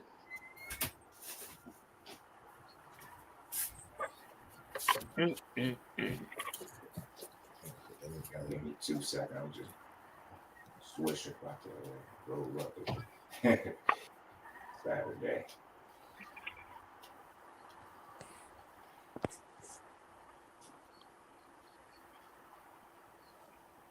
All right, brothers. I just came out of the rock for a little bit. All right, cool. Good cook with you, man. Yeah. Appreciate the time. As always. These giz ass for one of them. One of my dogs. Ellis. Diamonds were hurt Luger. Hey, who gets prospect of 2022? Let's handle business. Prospect of the year, 2022. How do you describe prospect? It's probably Keyshawn Davis, but how do you describe prospect? It definitely ain't him if you talking to Crush. I mean, it could be Abdullah Mason, right? It could be Abdullah Mason, but it also could be Dave Morrell. I mean, what do you like? I got my Dave Morrell altered. Like, it's been a minute, but I got it together since the last time I was here. So, I like David how do you describe? Yeah, how did you describe a prospect?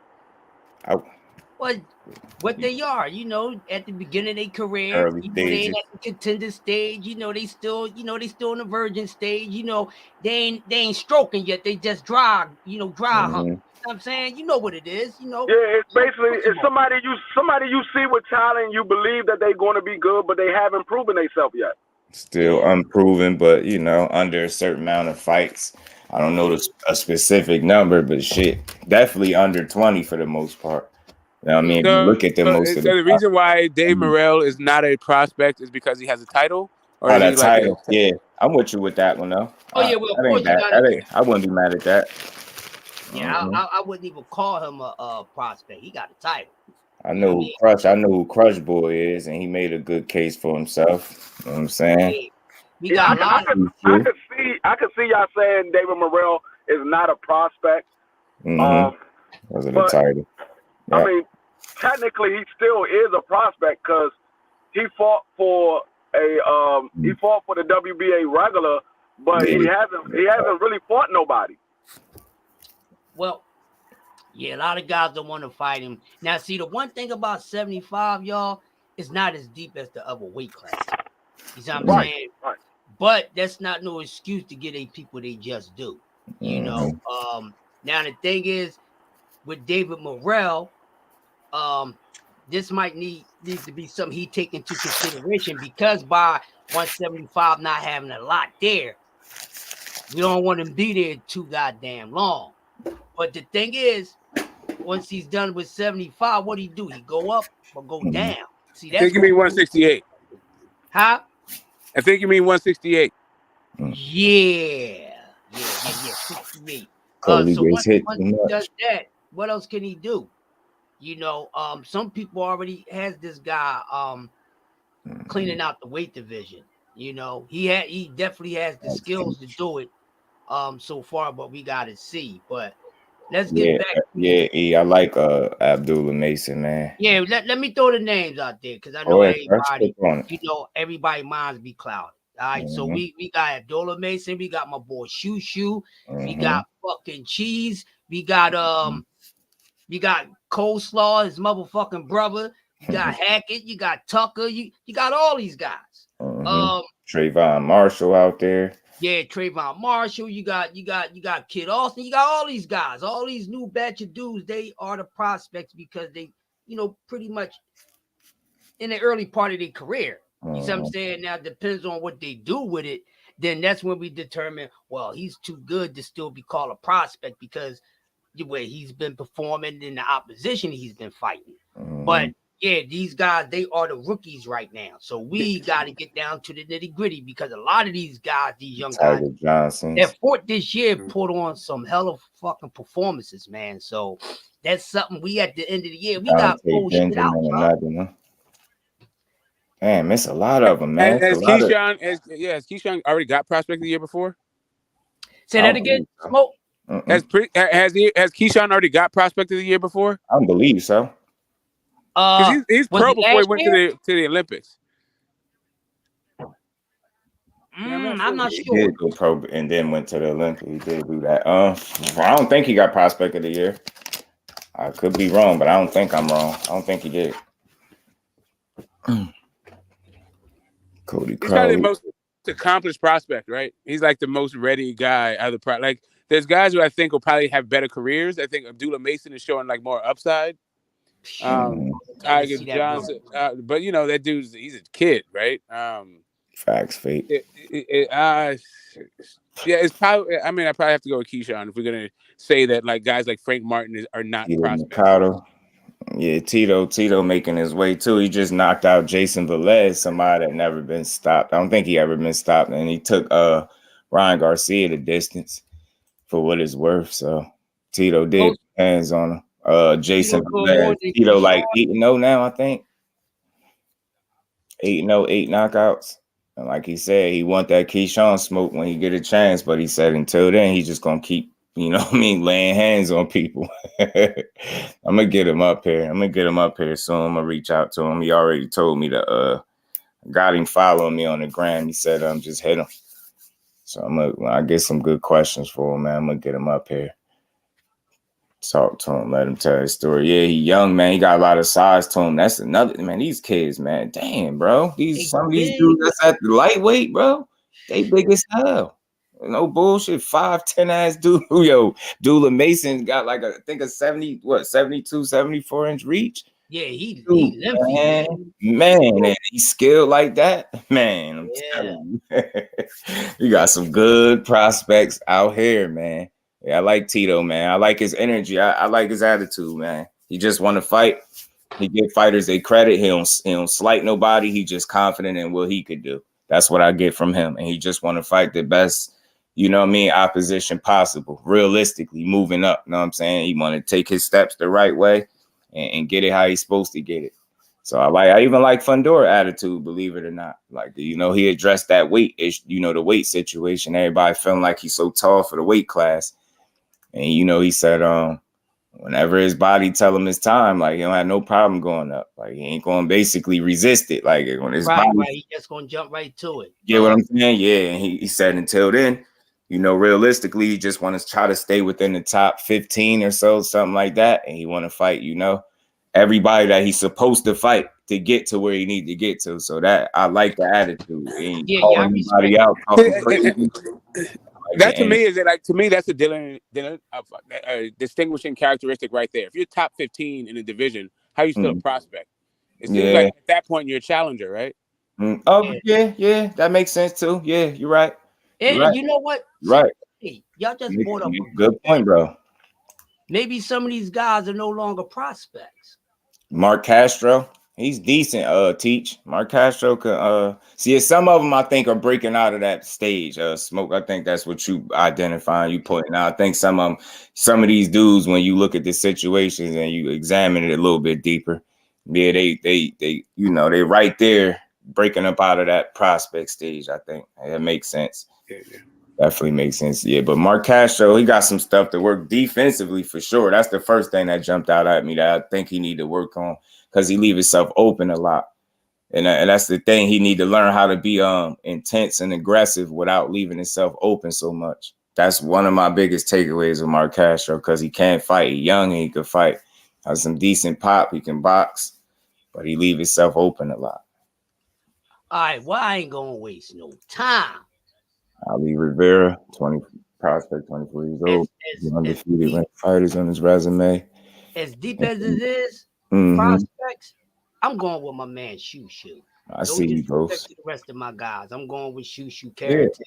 Yeah. And the reason why I'm going with Shoo Carrington is because out of the prospects, this guy, because the way they've been matching him, and they haven't been overly matching this guy. They actually testing his temperature every time he steps into the ring.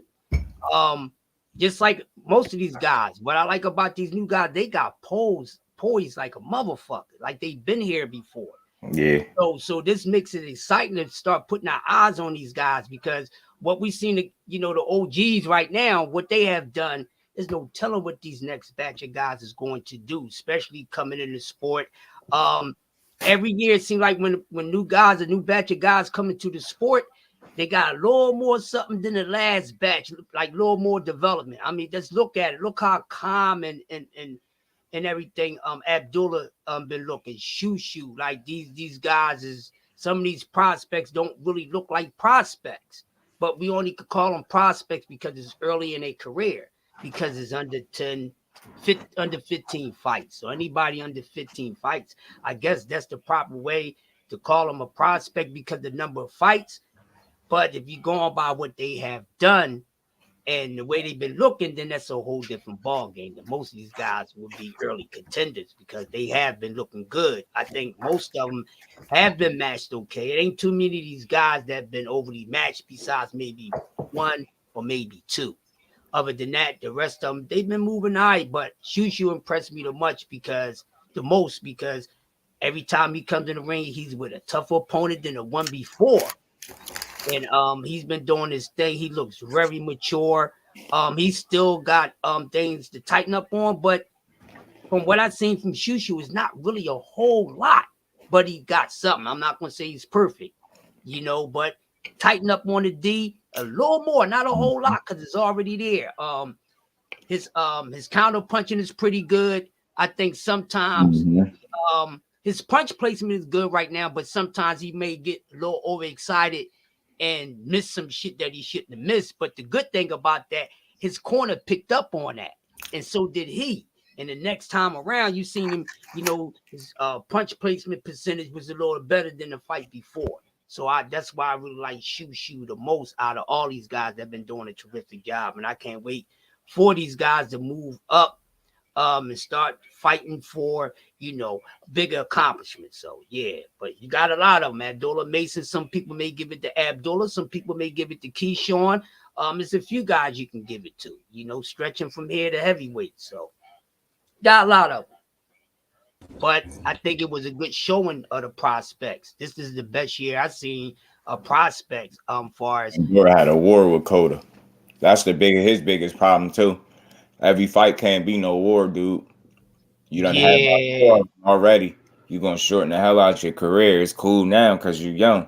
You're going to shorten your career and you're going to competition, going to get steeper.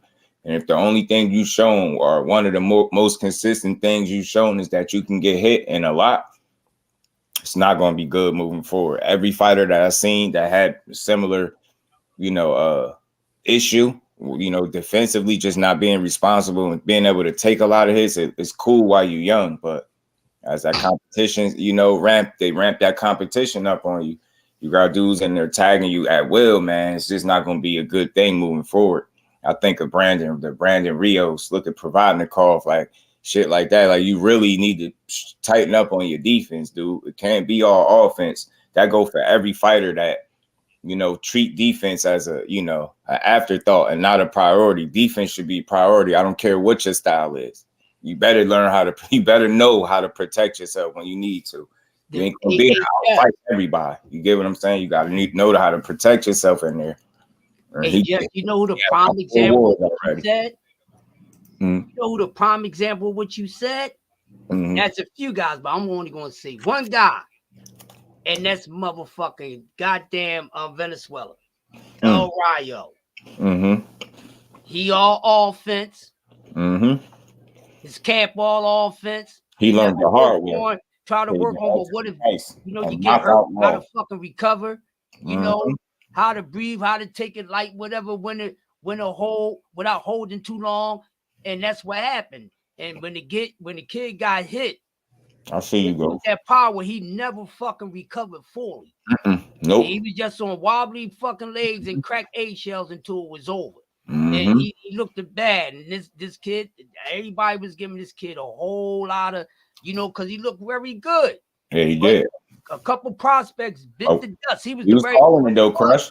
We were saying it though. We were saying he's good, but we kept saying, his defense, he better. You all offense, dude. You gotta be able to protect yourself in there. You gotta be able to be creative to some degree defensively. It's not all offense. That's one side of it, bro. Can you stop that dude from hitting you at will? Because if you can't, to hell with your offense, especially when you got another dude punching and he wanted just as bad as you do. What we talking about? It's gonna be like if he catch you. You don't want to be in that situation. I think he could have avoided that loss, but it was something that was on its way simply because he treats defense like an afterthought and not a priority. That's just what it is. And Benavidez better learn from that situation. I'm telling you, do not go out there and forget about your defense, bro. I don't care who you think you fighting. Don't do it. Don't sleep on Caleb. Benavidez is going to walk Plant down. I said, do you have COVID in the mind? I'm telling you, I can't wait to see that goes down. I got Plant beating him. David ain't tight enough. Shit, we might see him pull off another motherfucker goddamn Darrell shit. I just hell like no, a better chance than what people hell do. no. There's not at the next stop sign. Exactly, Ghost. Exactly. That's why a lot of these guys, they shouldn't be falling in love and worrying about, oh, I need the super oozing eyes and get talked about for 2 weeks straight because I punched the head off. Only thing I'm gonna tell y'all nigga with Benavidez is you look for you said look at the opponent landing percentage, and he ain't getting his hit as much as y'all niggas think he is. He rolled a lot of them bitches.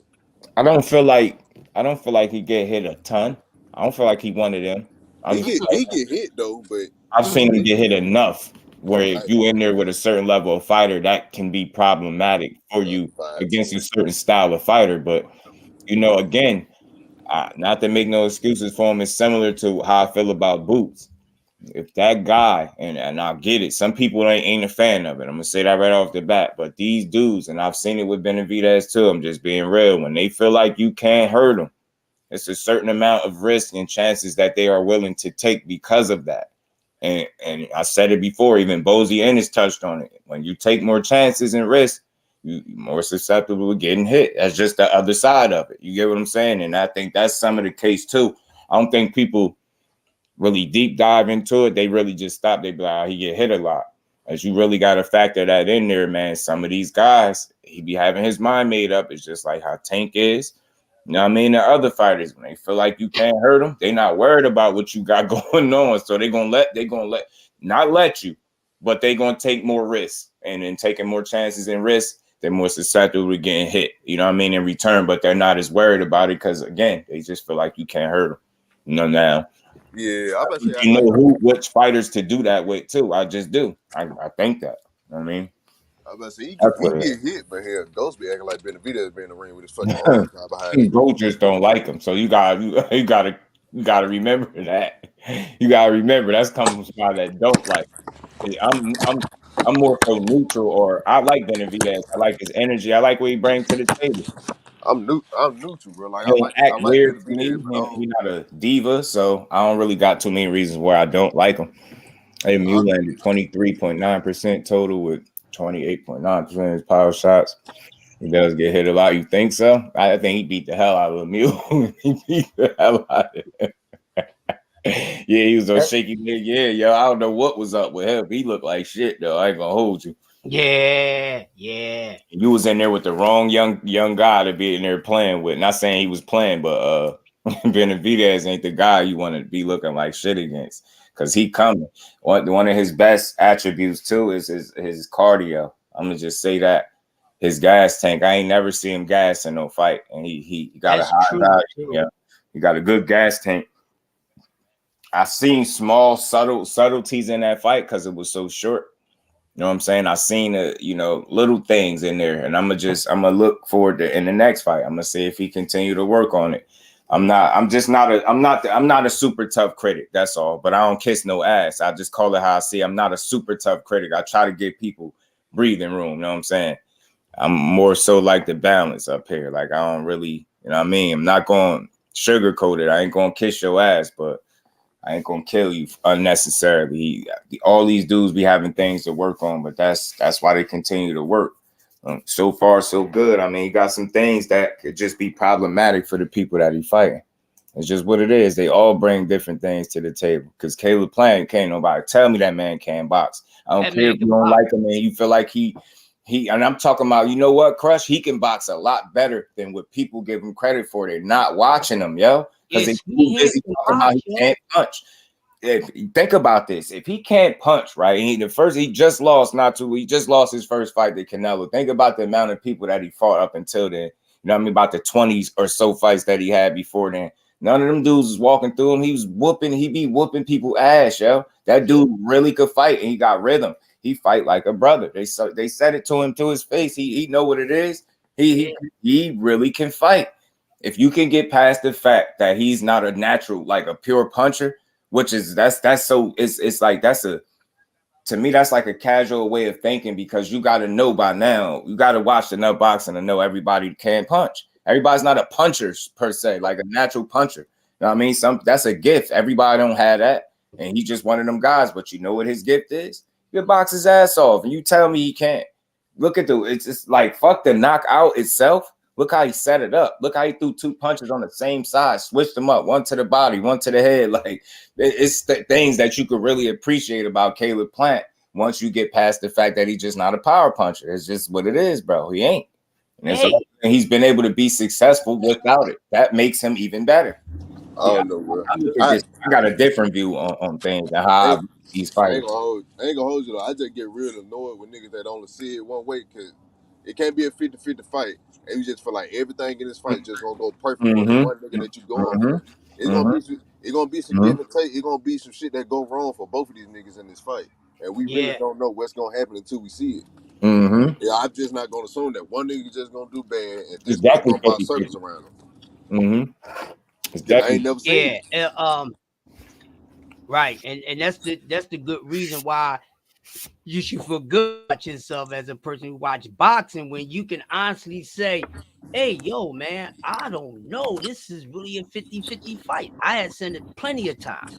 You know, and even though I may had the favor towards one guy, that still doesn't mean that his percentage of winning goes higher. You know what I'm saying? So that's the good thing. So when we know that it's a 50-50 match, we really appreciate that. And we had some fighters give us that, and we had some that have not given us that at all. You know, not as much as they should, but that's the most interesting part about it, because now it's about the mystery of the outcome, because we really don't know. This guy has a 50% chance of beating this guy and vice versa. You know, and when I talk about 50-50 on each end, you might stretch him, he might stretch you, he might outpoint you, all that, you know, because I don't know sometimes. So when I say 50-50, I really be meaning it, because I'm like, I can't pick one. It's a pick 'em fight.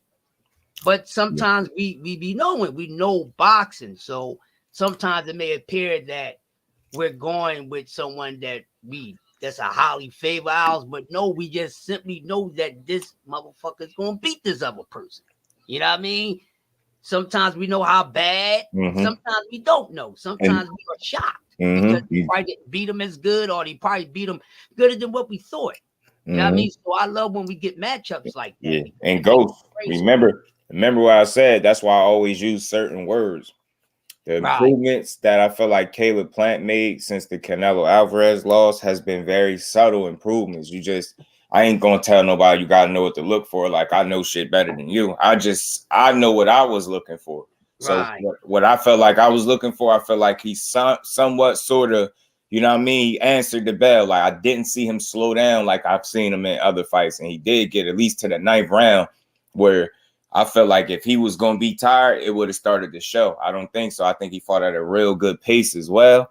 And I feel like his confidence, he's just as confident as he ever been before that loss. And you've seen it in the way that he approached the fight now. I understand it's Anthony Durrell, but you still got to be able to, that's still a real fight. He is coming off of a one-punch knockout uppercut over somebody that they ain't expecting to beat.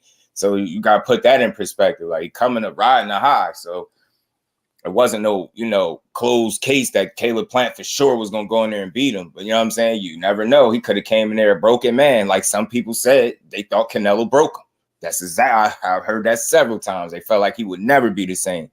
And I'm going to start telling people, when y'all say that, you're exactly right. But don't think it's out the realm of possibility for him to be a little bit better than he was after that loss. Because y'all do say people get better. You're supposed to be able to get better after a loss, right? I think that really applies to Caleb Plant. Now, again, with the opponent, you know, like I said, the improvements ain't leaps and bounds, but they're subtle. You know what subtle mean? They're very small little things that he maybe may pay extra attention to in camp and it showed in the fight. For one, sitting on them punches. I seen the drill that him and Breadman was working on. What did he do? He would not have got that knockout boxing the way he boxed most of his career. To me, he just simply adjustment to sit down and really, like, what they was working on was transitioning the weight the proper way behind the shot as well and making it count. And there was a point in the drill where he messed up and he was like, do it again. Then he corrected it and did it right. I could clearly interpret what I'm watching. So I'm like, I was able to see him apply that in the fight. That's kind of how he got that knockout to me. So it's like they're very subtle. It's not leaps and bounds. Remember, they got one camp. It ain't going to be, and I'm a realistic person. That's why I make realistic assessments. I ain't going to say it was, oh, damn, did you see how he's so much better? Nah, but I am impressed that his confidence was right where it needed to be. He was... You would not know that he lost the fight before this by knockout. You would not know that he lost the fight before that one by knockout. Somebody would have to tell you that if you wasn't following the sport, that was your first time watching Caleb Plant, you would not know he got a knockout loss on his resume. That's what I'm saying. He didn't come in there and fight like a broken man the way people said he would. So that is just something I appreciated. You know, so again, very subtle improvements, but yet and still, I think they were there. The same way I feel about David Benavidez in that Lemieux fight. I ain't gonna even point it out. I want to see if he's gonna do it again, so I could really double down on it. And now I got a little body of work to say, look, I seen him do this in this fight, and I seen it. And I'm gonna just flat out say it. Ain't got to play no riddles. To me, I think he hear people saying he get hit a lot. I think he hear that, and as a result, I think he's going to make a consistent effort at trying not to get hit. You get what I'm saying? So that will make him a lot more dangerous. That's just something. That's my opinion of it. But you had such a small sample size with David Lemieux. You get what I'm saying? Because he got him out of there so fast. But there's always something to be learned or taken away or observation to be made when you're watching a fight, especially when you're watching it with a clear mind.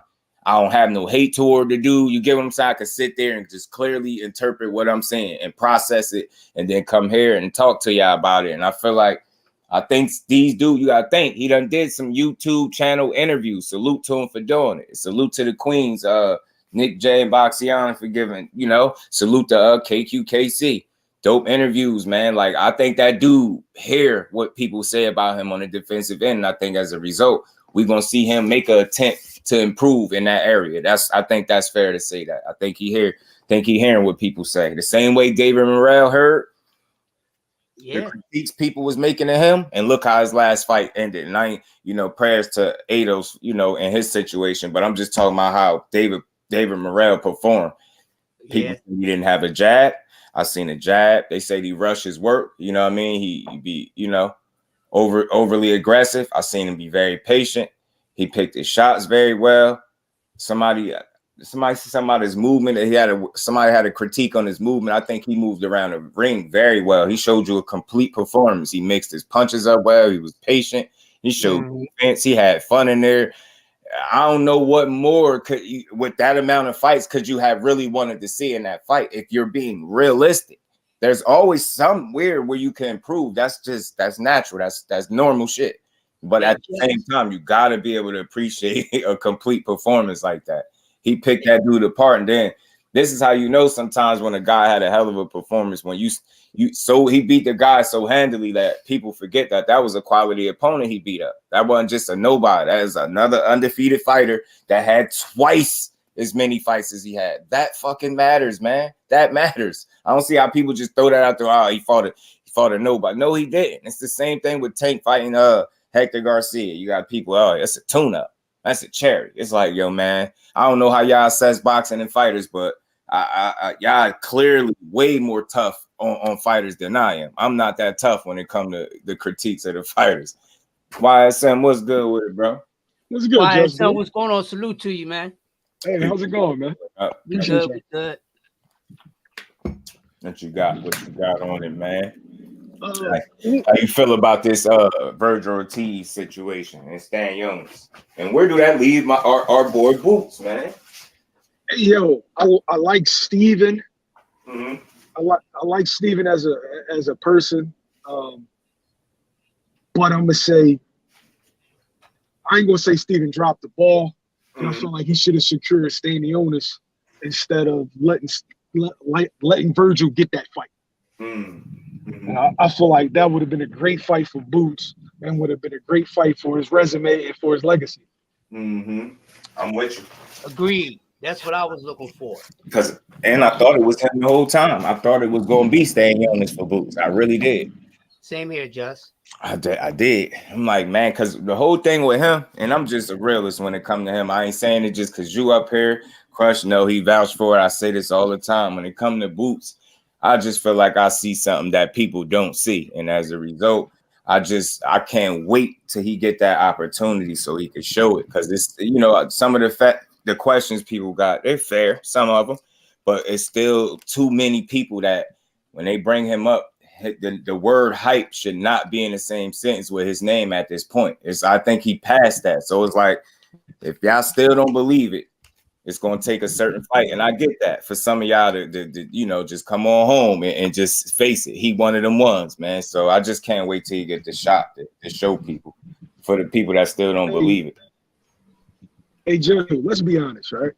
A lot of times guys are so emotionally invested in certain fighters, they don't want to believe what their eyes is telling them. Your eyes are telling you, right? People going to call me a fanboy and all this shit, but I'm going to keep it a big. Stanionis is, my eyes tell me he's the best fighter in the world. If I had to check every box. Now, can I say that he's definitely better than Devin and Shakur? No, because they've proven more than Boots. But my eyes are telling me I am watching the best fighter in boxing. But you just got to go out there and prove it. Yeah. My only problem with people that be like he's all hype and shit, they be the same one that's campaigning for people that ain't nowhere near as talented as Boots at all. That's true. Like, bro. Wait, and then making up excuses of why certain dudes shouldn't fight him. So how's he going to prove it if you don't want those guys to fight? Yeah, that's true. All the time. I say, yo, I get it when y'all say he's unproven. I promise y'all understand. But I tell y'all, everybody who's in the situation he was in, they had to be given an opportunity to prove it. And if he ain't showed you nothing else, he damn sure showed you that he's willing and ready and in shape to fight any and everybody, but been on record saying it. And if you don't believe that he's that guy, then call his bluff and call him out to a fight. That's what I'm saying. Like, your favorite fighter more than likely get his ass beat by him. Because everybody, and we done seen it with the Spence and Bud situation, we damn sure know everybody ain't a Spence fan. So it's like, some of y'all dudes, man, if your favorite fighter might get his ass whooped by him, man, it's a real thing. I just can't wait till he get to prove it. That's why I want to see the two champions or the 47 figure their business out, get that squared away, and then I just want to see where 47 go from here, because you're going to have to show me, and I'm just respectfully to everybody at 47 outside of them champions, you're going to have to show me that you can beat that dude. And just show me. I ain't saying none of them are unbeatable. You get what I'm saying? Everybody has flaws, but just show me. I'm confident in what I see. It's the same way I feel about Shakur Stevenson. That's just me. I ain't never been no fanboy, but I feel like you got fighters that are very, very talented, and then you just got God-gifted fighters. And they fall in that line. They fall in line with being gifted. It's different. They gifted and talented. So it's just a little bit different with them. So we're going to continue to see, because they both got detractors. You know what I'm saying? That they got to prove wrong. You know what I'm saying? I ain't saying that's why they fight, but I think he can prove a lot of people wrong when he get that opportunity, man. I just can't wait to see it, because I know the fight going to be a damn good one.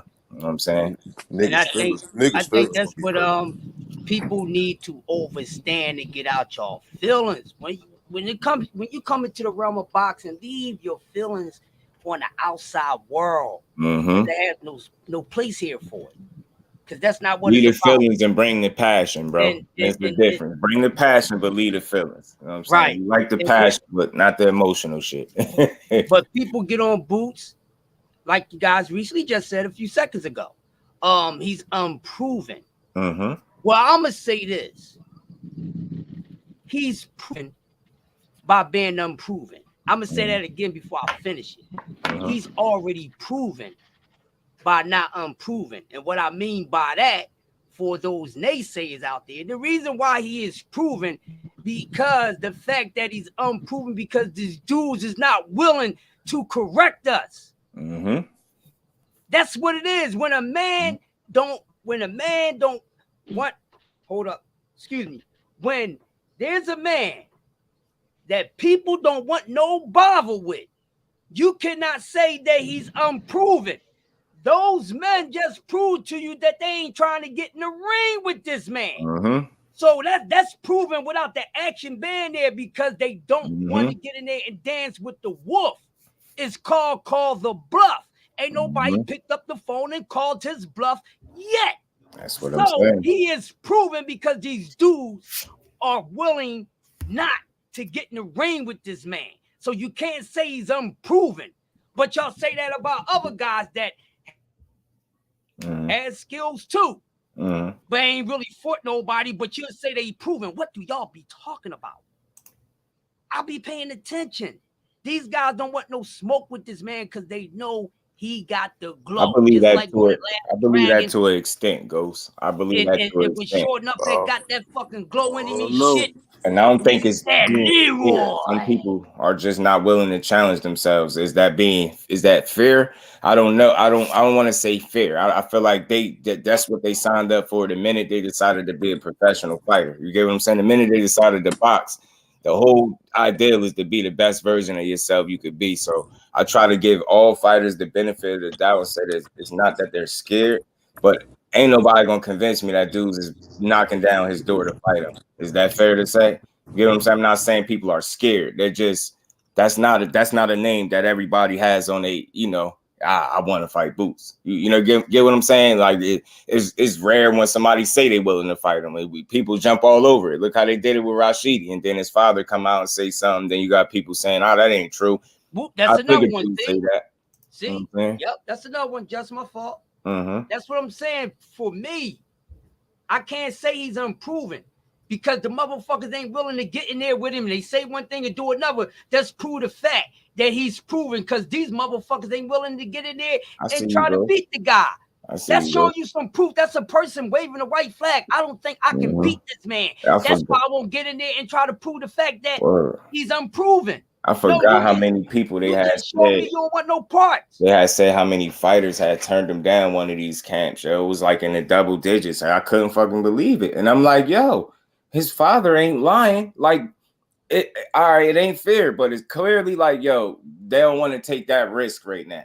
You get what I'm saying? People rather continue their careers damn near like he ain't even there. Like, they don't even want. That's a guy that people ain't trying to fight unless they absolutely have to. I'm gonna say that. Because people ain't knocking down his door, man. And it's for good reason, because he gonna hurt something. And you know what's the crazy part, Just and Flossie, right? People say he ain't proven, but motherfuckers acting like Ryan Garcia is proven. Because Ryan Garcia ain't proved nothing to get in the fucking ring with a Tank Davis. Let's talk that shit.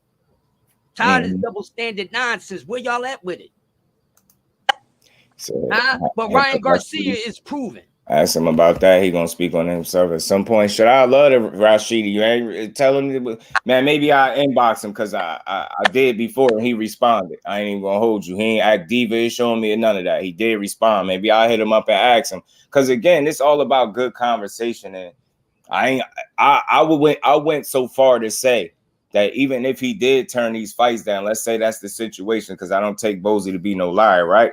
I went as far as to say I'm willing to say, in my opinion, the reason he would turn the fight down is because he know he's been inactive, and it wouldn't make sense for him to fight a guy like Boots Ennis that's that dangerous, that's been active. You get what I'm saying? I was willing to go that far and say that. Now, I don't know what his true feelings are to it, but I ain't never took nothing Bozy Ennis said to be a lie. So you get what I'm saying? We do got to wait and see what Rashidi say. I'm telling y'all, he athletic as hell. I feel like that fight at the right time and be explosive, but man, y'all know who I'm going with. Respect to Rashidi. I like him. I like what he brings to the table. Fast, quick, hella athletic. I know he got the heart. I just want to see it, but I know Boots Ennis ain't the guy to jump in there with when you ain't been active. That's all I'm saying. You know what I'm saying? I just don't think that'd be smart. So I try to give him that benefit of the doubt and say the reason he wouldn't take that fight right now, because it'd just, would it be bravado? Would that be smart? You want to, you know what I mean, fully acclimate. You want to be back in the swing of things before you jump in there with a threat like that. That's just being smart. That's what I would think why he wouldn't take a fight right this minute. Because let's be honest, It's not nobody that you fight when you've been inactive, yo. I'm telling you, you asking to get put to sleep, and he gonna oblige you. That's just me. That's my true feelings toward it right now. Like off a 1 round knockout. Hell no, don't play with yourself like that. Just do. For me, when guys were talking about the fight, in my eyes, I'm like, I think y'all rushing Rashidi because he only had 1 round. Yeah. But the problem is, I see you, bro. So many guys are trying to look. Boots has a lot of detractors, and they're looking for a guy to prove that he's not that. Except for Terrence Crawford and Earl Spence, because they don't want him to get those fights. So they brought up Rashidi, who I think Rashidi is a very talented fighter. And they kept asking Rashidi in the media, oh, do you want to fight Boots? Do you want to fight Boots? Of course he's going to say he wants to fight Boots. He's a fighter. Facts. But your team got to look out for your best interests. Right now, that's not the right fight for you because, number one, if I want y'all to fight, I want you to have a title. And number two, you got 1 round in 2 years. And that kid is rolling. So, yeah, I understand why they didn't take it. It makes sense. I don't consider it a duck. Me neither. That's what I'm saying. I don't think so either. Facts. What up, well, the only reason I agree with y'all, right? But the only reason why I call it a duck because I agree with everything that y'all said, but he knew that from the first place before he ran his mouth. So my thing is, do not open your mouth because what you say out your mouth is going to get you in a position in a situation like this.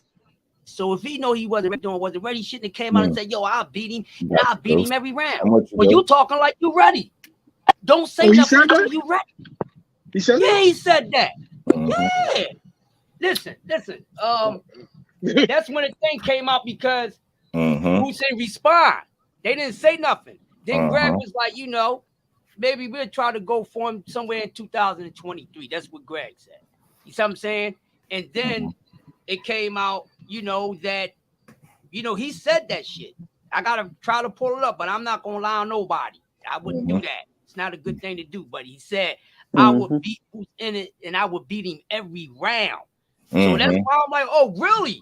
Let's get it. But then you turn around and, you know, you don't want the fucking fighting for, you know, whatever other reasons. You shouldn't have never opened your mouth, homie. Because I was on his ass about not responding. I ain't gonna lie, like, yo, what's up? Yeah, they was even saying, yo, ask YSM. I said, I hope he popped through. And then what's name said, you know, people say one thing and they do another. And they got cleared up recently. So to me, that's a duck because he came out and said months ago that I'll beat Boots Ennis and he'll lose every round. He won't win a round. Oh, really? Rashidi, you want some of that shit? I was excited. But then you turn around and give me this shit. No, bro, that's a duck season for me.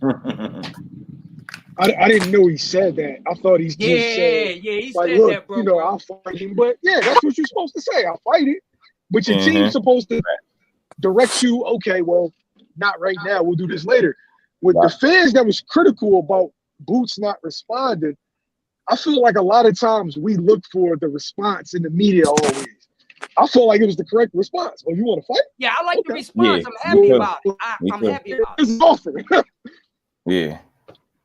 You know, when somebody said, don't worry about it, I let off it, and then bam, look what came into fruition. You know, a silent kill is the best thing. You know what I'm saying? Real killers move in silence. We know Boots is not a, you know, talk that shit type of dude like that because people's complaining, man, Boots need to start talking. No, he's like Terminator X. He rather talk with his hands. And I like that. But then if you're a guy that's talking and you backing it up, I like that too. But, you know, he like, I ain't getting into all that shit with these dudes. Yeah. You know, you know what I mean? They either get in the ring and they want to get out of there real quick or they turn it down, you know, but they won't come and say, hey, man, you know, I turned it down or whatever the case may be like that. So these guys have to be careful about the way they want to market themselves.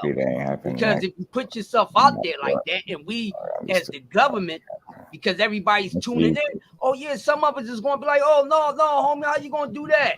You know, you in school. Y'all remember when you was in junior high school and somebody, meet me at the school or whatever like that. And this motherfucker get a slip, an early dismissal slip on the slide. You ain't even know. Motherfucker left school 2 fucking periods early. And at the school, everybody outside looking for so-and-so. Where the fuck he at? He just said he gonna do this and that. Come to find out this motherfucker home. What? When did he leave school? Somebody said walk to the principal office. Slick motherfucker. You know, so come on, man. You know? I see you, Ghost. I see you.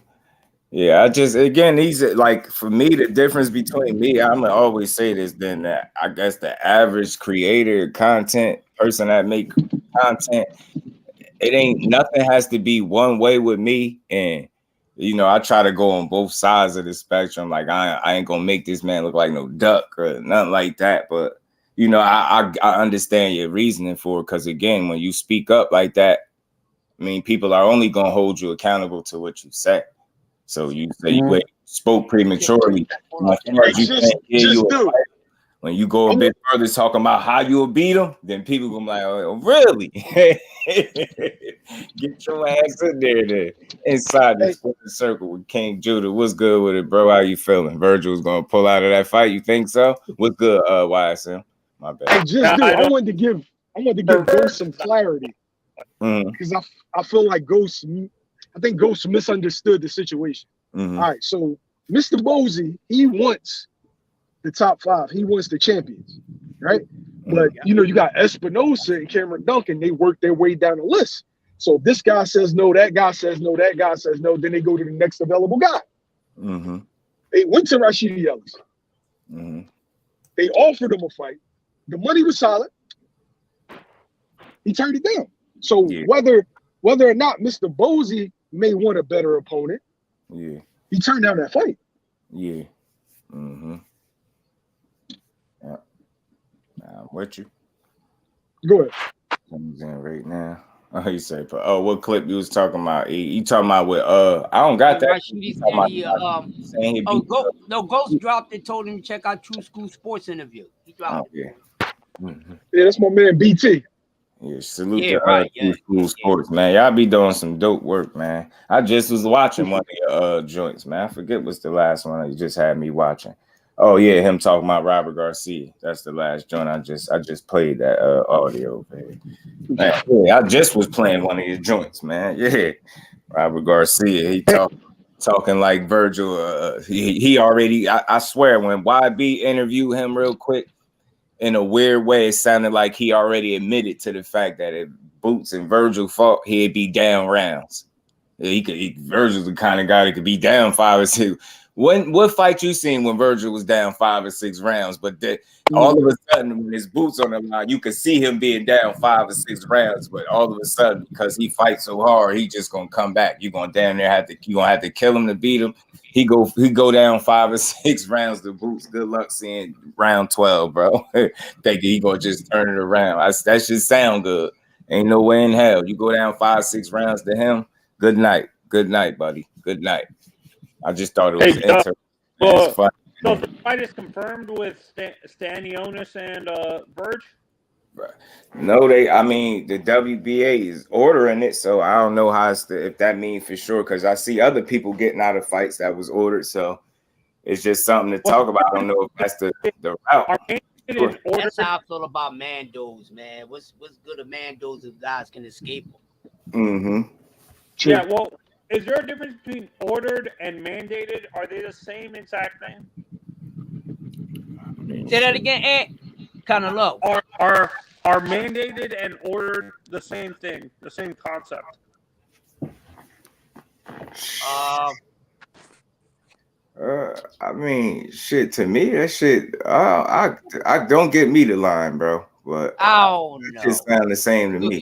Mandated, ordered. Same thing. They telling you got to fight somebody, and it just seems like it's loopholes to be able to get out of it. You know what I mean? I guess depending on the situation, but yeah, I don't think for me, I don't blame Virgil. I think it's Oscar second guessing. Like Virgil seems like he wants to fight everybody, but Oscar is the one that's being very hesitant and allowing his fighters to fight everybody. It's more Oscar than his actual fighters. I think. But that's what dudes like Ghost need to understand. Fighters aren't scared of other fighters, but I think that's what he be saying. He been saying that too, and I always try to make sure I'm clear. I don't want to sound like I be thinking the fighter's scared of somebody else. I don't think so. they signed up for this. You know what I'm saying? I think it'd be reason in stopping these dudes from wanting to get in their time. It's a lot of things. You know what I'm saying? I just think it'd be fair. And I've always said this. I think me and you've had this conversation before. I think about Oscar specifically. I think he's second guessing himself after what happened.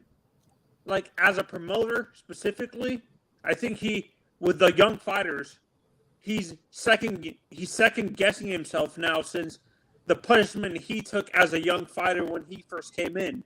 So I think as a promoter and a business person, he's trying to protect it so they don't have to deal with that punishment, which is a horrible way to think. Do you guys agree?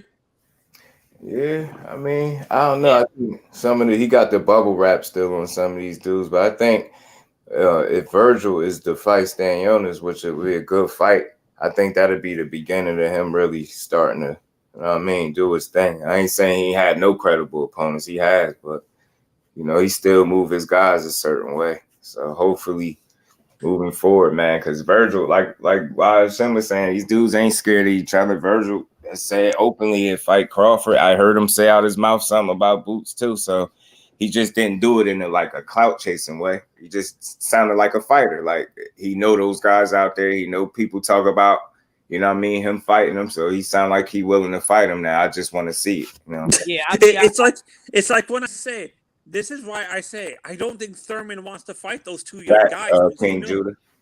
Facts, bro. Facts.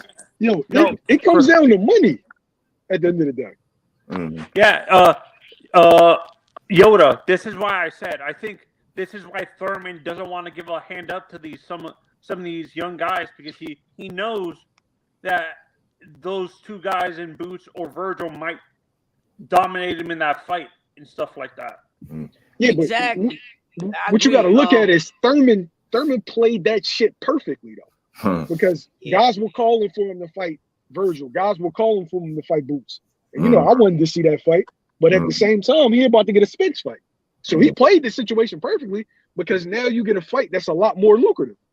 Especially if that's how it play out, it's definitely damn sure going to play out in his favor. And he actually looked like a pretty intelligent man, and for his side of things, for sure. He did. That's an interesting point, bro. He's fighting Spence. He's fighting Spence next, yo. But that's a good point, King Drew. The dudes ain't scared to get beat up. They scared to lose. They don't. People is getting the check that he want for the ass whipping he gonna take with it, and that's what he wanted. To make a long I ain't sure he gonna get his ass whipped like people think he is. That's a good fight. Yeah, I say this. Listen, I ain't say he's gonna get walked over, but he gonna get his ass whipped. I do, because I know he gonna fight back. I ain't never seen a fight where he didn't, you know. And I still think Keith Thurman has skill. I think he's a smart fighter. I always thought that. I just think the biggest problem for him is going to be that he's not where he wants to be physically, and I think that's going to show itself in the fight, and that's going to be one of the determining factors. I don't think physically he's going to be able to hang with Errol Spence down the stretch of the fight, and I could see him getting stopped. He's not one time anymore. He's definitely not one time anymore. You know what I'm saying? And it's like, just from a physical standpoint for me, it's like it used to be a certain gear that I seen this dude be able to get into that could just be problematic for anybody. You know what I'm saying? Look, look how Sean Porter was in his chest them years ago when they fought. But look how he fought back. He fought hard. That guy will give, anybody, I think, some hell. But even this version of Keith Thurman, like I say, he still can box. I still think he's smart. He still got some legs. I just think physically, I think that's going to be the biggest issue. I don't think he has I don't think he has that gear that you're talking about anymore. Yeah. That's what I'm saying. Yeah. And I think that's going to be a side factor. But until then, I think he's going to be competitive because he can fight. And I'm not unrealistic. He still only got one loss. People say he got his ass beat. I say go back and watch the fight. I thought that was a split decision loss. I don't look like an ass. He started slow. Pac-Man started fast. I think Thurman picked it up late. But it was, he was already in that hole, so you know what I mean. Yeah, but it was a little too late, man. And Pacquiao was in the back room, and I believe it was Andre Berto that he spoke to, and he told him like immediately, like he gonna need to take time off because he said Thurman was really hurting him in there. Thurman was hitting him with some smoke, said he was putting it on him, and So say he was going to need some time off right away. So Yoda, I asked just this question, and I want your guys' answer. Let's say Manny comes out of retirement. Hypothetically, let's say he comes out of retirement. Who do you guys want him to fight? Not one of these young guys that could. Just said, get that idea out of my head. That Manny's not going to fight Virgil or Boots because I don't know. Who do you want him to fight? Let's say Manny comes out at 147 specifically. Who would you want him to fight? Nobody. Hey, fellas, Ant want to see slaughter. I'm trying to tell you that. Let him fight them exhibitions that Floyd fighting. Well, let him go fight some exhibitions. It won't put no blemish on his record. If he lose, because that's not professional fighting. And that's why we should get off of Floyd Mayweather about that shit. He ain't a professional, motherfuckers. His exhibition he's getting paid for. Why y'all worrying about that? Back to boxing. But you know why people are getting on Floyd about that? Yeah, people. You know why I dislike the stuff he do now more so than anything, or just some of the ways. But yeah, I mean, I don't hate Floyd, especially not the boxer, the fighter. I enjoyed watching Floyd beat ass for the years. You know why he gets a lot of crap for those exhibitions? Because Yoda, it's because it's not the hatred for Floyd. It's more that Floyd he made it more entertaining than it was supposed to be. He should have just dominated. He let Conor McGregor and Jake Paul hang around like they even had a chance. He should have just dominated and get it out of the way. The Conor McGregor one are on Floyd. For that. Conor McGregor one wasn't as bad to me. It's just these other ones. I mean, you got a choice not to watch it. I don't care. I'm surprised he's still doing it a little bit. But I mean, on one end, the guy has been so vocal about what he's doing and why he's doing it, how he's going to do it. Like he ain't like he's secretly trying to convince you that he's fighting killer. He ain't doing none of that. He ain't even, if you've been paying attention, he don't even promote those joints like that. Like he ain't doing none of the stuff he used to do, all the trash. He know he don't. Like, so I think that's one side of it why it don't bother me at all, because it's like I ain't got to tune in. At least this is on his question. As boxing, I just wish he'd give real quick. I just wish he'd give some other people them opportunities rather than people that's already in position. Give somebody that really could use that payday. That's my only critique on that. Other than that, critique it, but that's just me from the outside. He got his sparring partner a payday. I like that. You get what I'm saying? That when he fought Don Moore, that was his man. Yeah, that was a good job. I don't know dude's situation, but I felt like that was cool to give him a payday. You get what I'm saying? Give somebody that could use it, because man, why not? I mean, you got that power to do it. And he did, and I will say this: I'm just not all about complaining. I try to find silver linings and positives and stuff. He did have other people. He had the young kid Jahan Ingram fight on there too. He got some more exposure, so you know what I mean. And it's crazy. As soon as I found out who this dude was, he had a fight on that undercard or whatever on that card with Floyd. So but just can you understand where people are coming from? Like, the mad other hardcore boxing fans say that's kind of an embarrassment to the sport, where he's making these guys hang around when he should be dominating them in these exhibitions. Wait, I got it. Can I respond to that? Yeah, go ahead, bro. Was it an embarrassment to the sport when Muhammad Ali fought a wrestler? Yeah, and he did an exhibition with Sammy Davis. Mm-hmm. Was that an embarrassment? I feel like people pick on Floyd because they don't like him. Mm-hmm. For whatever reason, he should be entitled to have these exhibition bouts, because he's not a professional boxer anymore. He's a retired boxer. And that's and to add to your point, bro, he's been so open and straightforward with that. He said, "I'm not fighting none of them young people. I'm not fighting none of them young people." He said it. He's having fun. And truthfully, on one side, I think he kind of scratching his itch, yo. Does that make sense? You get what I'm saying? Yeah, he is. Of course he is, man. He having fun in there, scratching that itch just a bit. He ain't really trying to hurt the person so bad, and he's being honest about that. He's just trying to have fun. At this point, it's really entertainment and fun. I don't even think it's the bad. And that's just my opinion. I think that's him scratching a little itch, fighting a little bit. You know what I'm saying? Having fun in there. You know what I mean? That's all. Still having a fighter in him, but not really having to put his life on the line, so to speak. You know what I mean? And he's being open with that. And they are exhibitions. And he ain't 1 foot in, 1 foot out. He all in with the exhibitions. He ain't fake fooling us that he going to come back. He just open. That's what I can respect about it. I have a question. When he fought McGregor, I have a question. When he fought McGregor, was he fully retired or was he partially retired? That was an active fight. That counted. That was a fight. And you see the action was different, even though he still ain't had to, go into his real bag. But that was a real fight. That was a real fight. No, isn't McGregor an amateur boxer? Mm-hmm. Wasn't he an amateur boxer before turning pro in MMA? He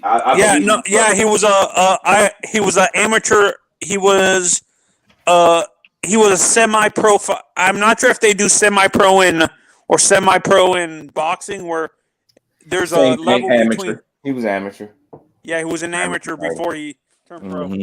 I think you got to take like dudes like Conor, because the rest of the guys were smaller, but you got to take a guy like Conor serious, because y'all saw what he was doing to Paulie. Yeah. Oh, he definitely took that more serious for sure. Yeah. For sure. Than he doing the rest of these joints for sure. 100% he did. Yeah, no. Especially going on the record, he ain't playing. He playing, but he ain't playing. Jamel, you brought up the Ali fight, the Ali exhibition. No, I don't think that was an embarrassment. He was trying to cross over into another sport, like another genre, another combat sport, or into pro wrestling and Did stuff he have like boxing that. gloves on? I don't think so. I think that was at WrestleMania. Is that what you're talking about? No. That was at WrestleMania like 3. You talking about the boxing match? He had brought up the boxing. He had a boxing match. Yeah, he had a boxing exhibition with a wrestler. Mm-hmm. A Japanese wrestler, the guy that was kicking his legs. I think it's on YouTube. It might be. Oh, Antonio Inoki? Yeah. Yeah,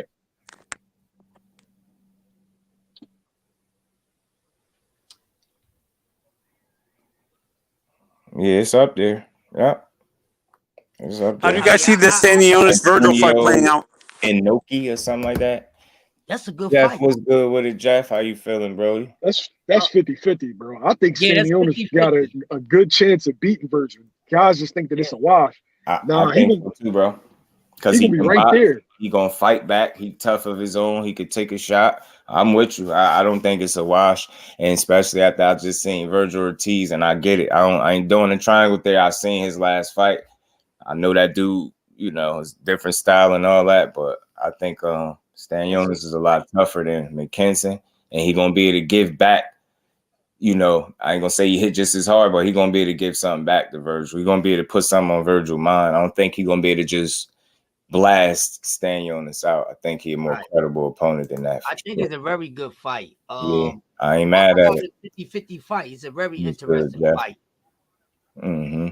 Yeah, it's gonna be more. It ain't gonna be a boxing match. You right, Jeff Campbell. It's gonna be a brawl. It's gonna be fisticuffs.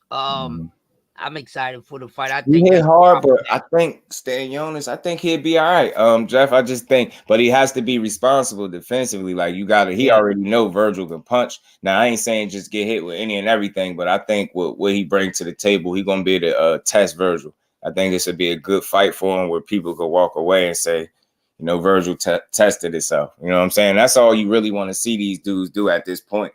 Just constantly test yourself. If you can't get a champion, get the next best thing. You know what I mean? If possible, get the next best up. And I'm cool with that. I think it's a solid fight. I don't got no complaints. I just, I want to see, how everything else gonna shape out in terms of who walk who down. I think they both gonna be there for each other, Jeff, to be honest. I think that's what's gonna make it exciting. They ain't gonna have to go looking for each other, because I don't think they have those styles. So it's definitely gonna be I think it's gonna be a war. It is, like you said, they're gonna be center ring fighting, I believe. I mean, you might see some resets and things like that, but ultimately, I think these dudes ain't gonna really want to take a step back. Because if one and let the other, if somebody start getting walked down, that could be problematic. Because that means the guy walking you down is very confident in there. And if Vergil Ortiz start walking you down with that punching power, it could be a short night for you. Maybe she almost slept Ortiz. I can't argue stoppage against Ortiz in that fight. Yeah, that was a good test for him right there too. I ain't gonna lie, I got Virgil. Mandatory defense. I'm thinking that's the way they're going, Jeff. The WBA ordered this anyway, so I just thought we'd chop it up this morning about it. Boots options slim as hell. Geez, I'm telling you, somebody gonna get that work though, Jeff. Somebody gonna have to get it. Facts, middle of the ring, they gonna go at it. My bad, Fossey. What you said, bro? I ain't gonna lie, I'm taking Virgil. I ain't like the way Stanionis looked when he fought Booty. I mean, yeah.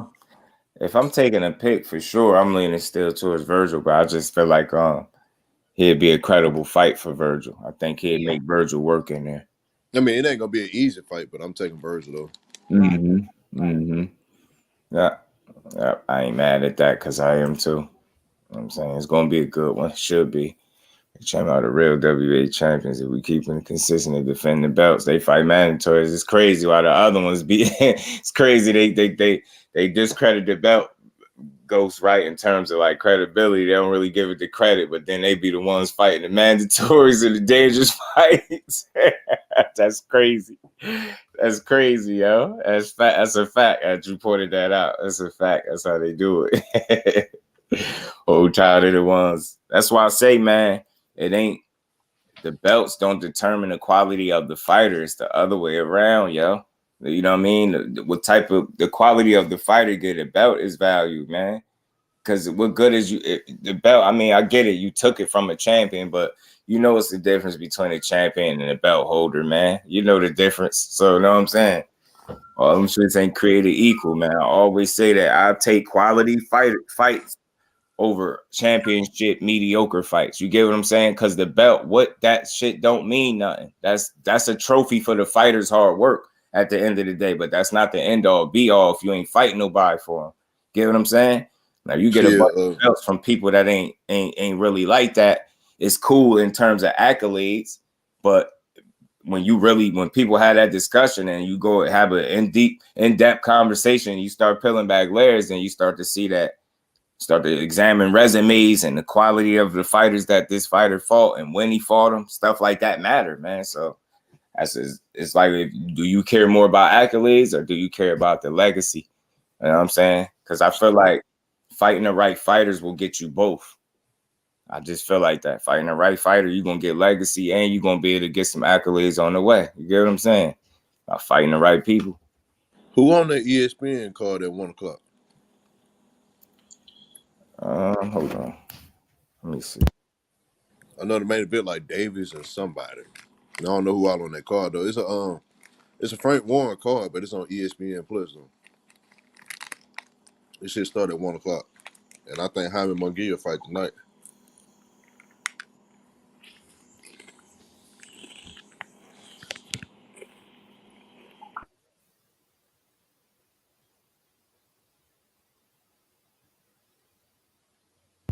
$24 was good with it, bro. Zoo calls the diamonds told me asking the people to file paperwork. He tired of waiting 518 days and the champ not with no smoke. They pushing for the belt to be stripped. You talking about for Charlo?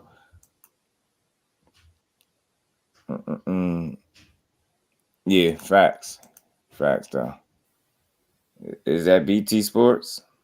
Yeah, it's free as long as you got ESPN Plus though in the States. I don't know who all on that card though. I gotta look this joint up because I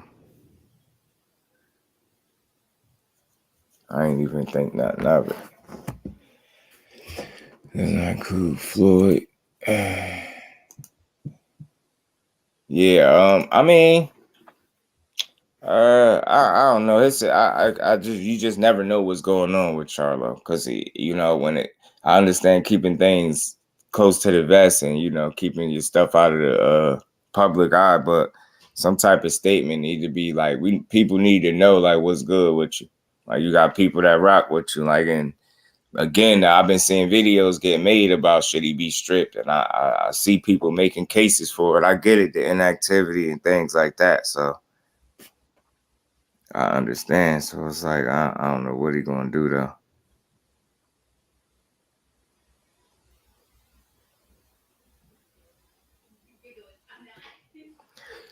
It's crazy. Side the ruler, salute, Brody. What's good with you? How you feeling? Jamie, 100 to 1 bet. Oh, Jaime 100 to 1 bet. I bet he is too. Not Jaime Munguia, fucking Anthony Yard on that card Today. Yep, he ain't the main. I think he the co-main event. Who the hell is he fighting? I thought he was fighting. What's his name?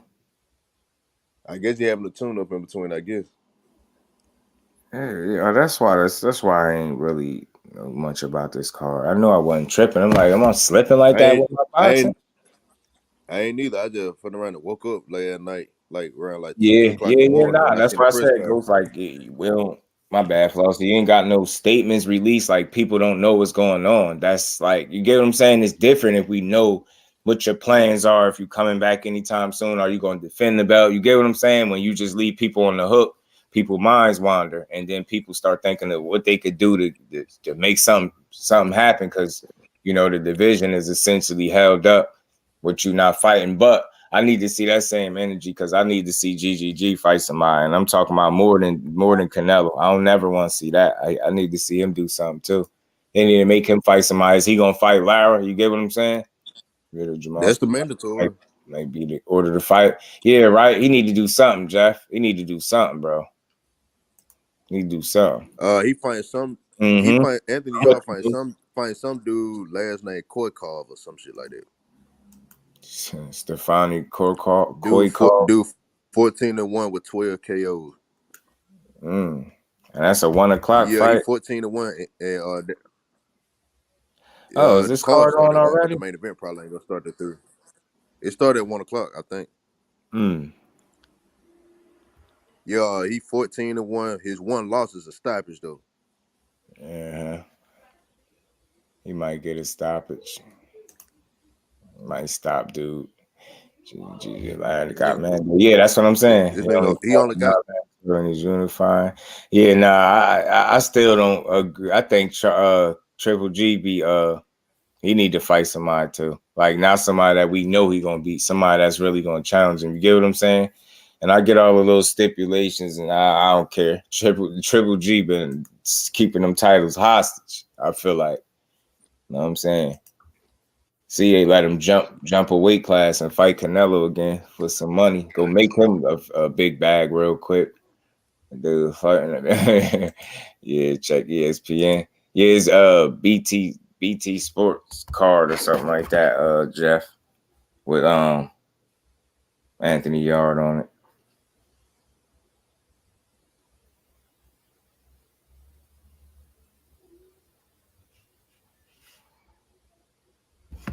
Let me see something real quick too.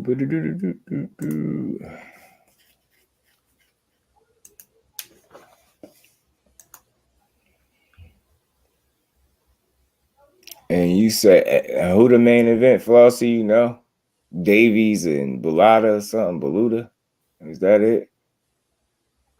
Yeah, that's the one. I think that's what you're talking about. Let me see something real quick.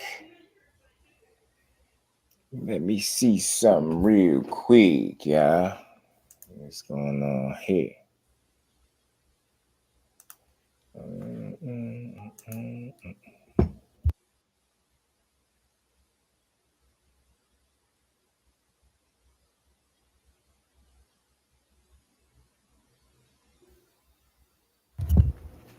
Oh yeah, card is on already. Okay. I don't know, man. Who interested in that? That's a card drop people care about. Yeah, Larry. Yeah, facts, sire. Yeah, the WBA Ben did that before. I made a video on that too, way before all these other fights started getting mandated. So I'm like grateful. And it's crazy because I forgot about that, Jeff. That is the Showtime app. You said that the other week too. I believe you was telling me that. I've been trying to get the fights. I forgot I downloaded that shit on my laptop.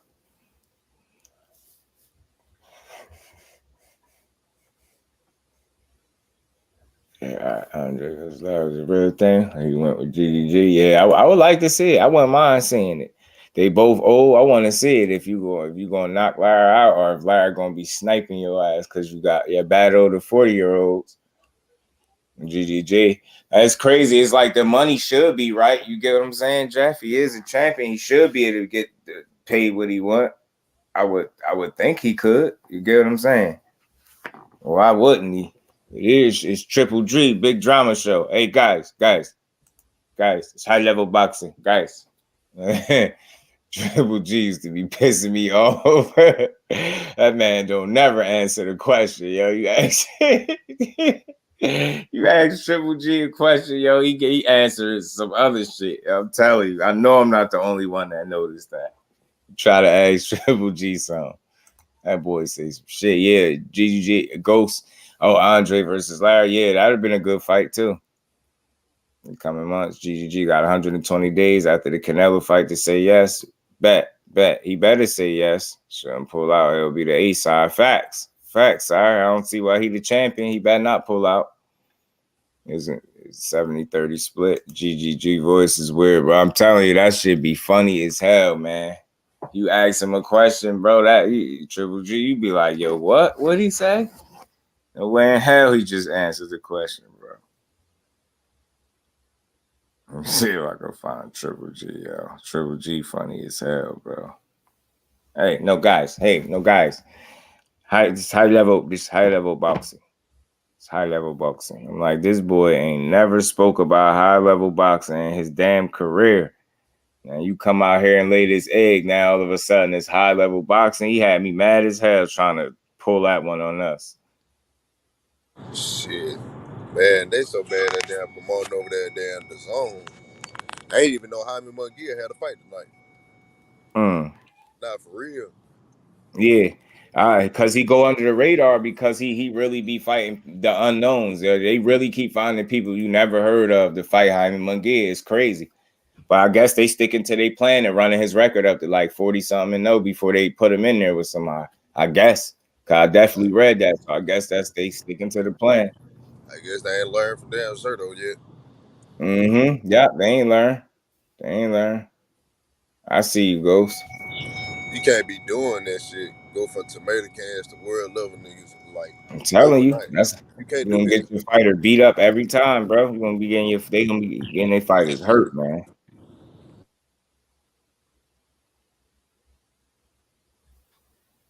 Get an interview with Golovkin. That should be funny, bro. You can't ask Golovkin shit. Crazy part about it is, I think Jaime Munguia got hella talent, but I don't think he been moved right. Yeah, he can. His biggest issue is the defensive end of things for me. You know how he just abandoned it and that's why I say dudes that be so used to being so offensively successful, they tend to like, forget defense. You know what I'm saying? And even when they be getting clipped, they still be feeling like, you know what, they could still, you know what I mean, use offense to get out of that situation rather than, you know what I mean, make an adjustment. Jaime Munguia seemed like he one of them dudes. That's why one of his fights, I think it was the last one, he was getting touched up. Munguia and Charlo on his next fight. Yeah, he been calling their names and calling them, cursing them out. I told y'all Andre been doing this since he had the brush cut, man. People don't believe me. Now he got the dreads. He's still calling these dudes out. Zoro exposed the zone. Yeah, for what they doing, yo. On patent records, bro.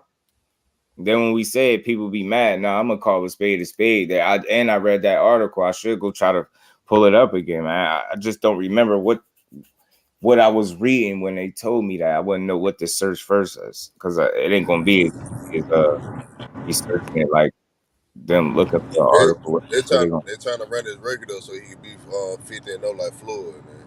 They try. I really believe they be trying to do that, bro. But they be running out of opponents before that happen, and they can't get there. They end up getting stuck in there with somebody that could fight, and the dude end up getting their ass beat. Try to get Munguia one better than 60 and move him up to 68. Yeah, I told you they want to do shit, but they ain't gonna do shit but stunt that boy growth. Yeah, they want to pad his record. They're gonna stunt his damn growth. Telling you, do him just like they did Zordo. It's gonna be too much for him at one time, and it's gonna look bad.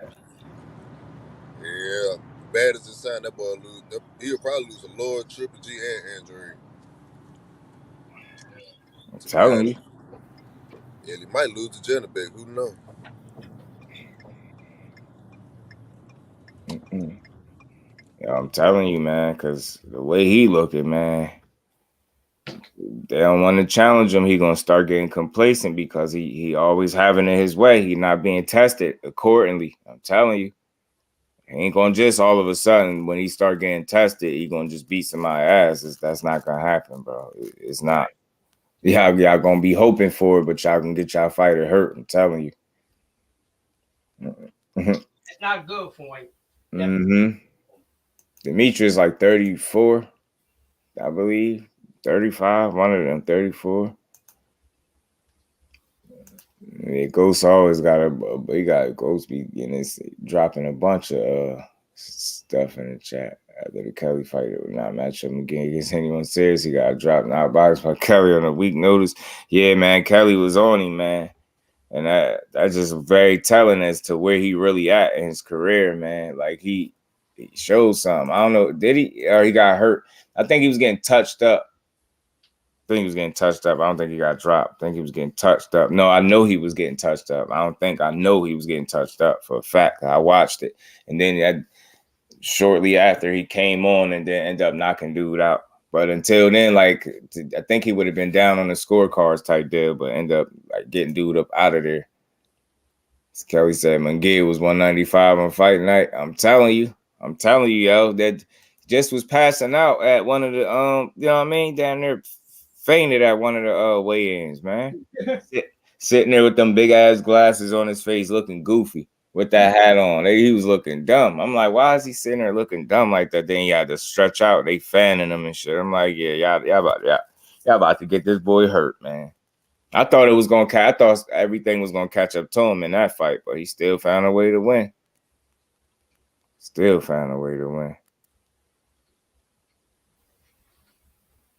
Trying to find one of them Triple G interviews. Them shits be hilarious, bro. That boy don't answer none of the questions. Nope. He always just go back to, I like a real fight. Mm-hmm. I like a real fight, you know? I cut a real fight. That's dumb. That's in his whole language. I want when he speak English, that should be hilarious, bro.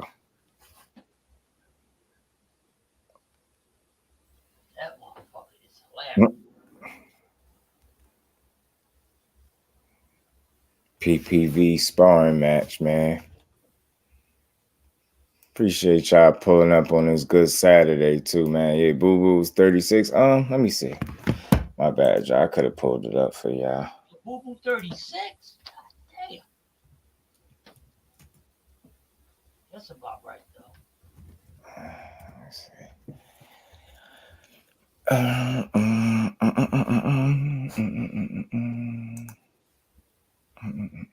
34.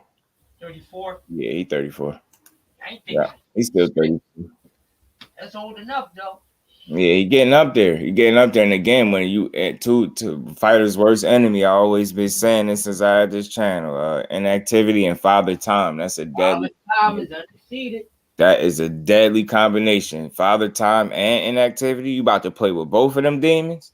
That's tough to deal with. But I think, respectfully, I think he still got a couple good years left in him. If he gonna get, you know what I mean, get back into the swing of things. I do. Right. Came up and passed out. That's why. Yeah, well, I'm telling you, McGee, boy, that showed me he had to, like, why was his weight cut that bad for that fight like that? And I think that was against Demetrius Ballard. I think that was against him when he passed out at, like, had to stretch out and down there fainted at the weigh-in. Boo versus David Morrell, man, yo, David Morrell, man, that'd be a tough. But I Boo Boo was proven though. I will say that. And if this is a say he get back in the swing of things, I still pick Boo Boo because he proven. Honestly, I see what you're saying. Like hey, dude, I see what you're saying with Boo Boo, but I think that's a death wish putting Boo Boo in with. Boo Boo doesn't really have that power that's gonna. Keep saying this. I keep hearing people lately saying stuff about his power. That dude drops damn near everybody he fight. That's something to take a note to. He damn near dropped everybody fight now. He don't got concussive power, but he got respectable power, and I think that's all he ever needed. He definitely, you ain't gonna walk through no boo-boo, and he's an unorthodox, tricky guy, and he's more proven. So I know the easy pick for people that's presence at the moment, say David Morrell, but I wouldn't do it just out of the simple fact that this dude showed me time and time again he could beat ass. So it'll be a tough fight still because David Morrell really a special talent in my opinion. But yeah, he is a young 34 because he ain't been beat up. He ain't had wars.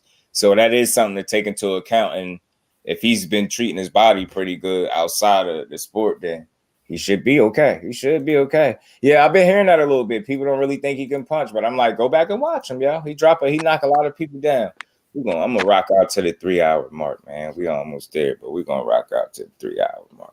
Yeah. So man. How do you see Virgil versus Stanionis playing out?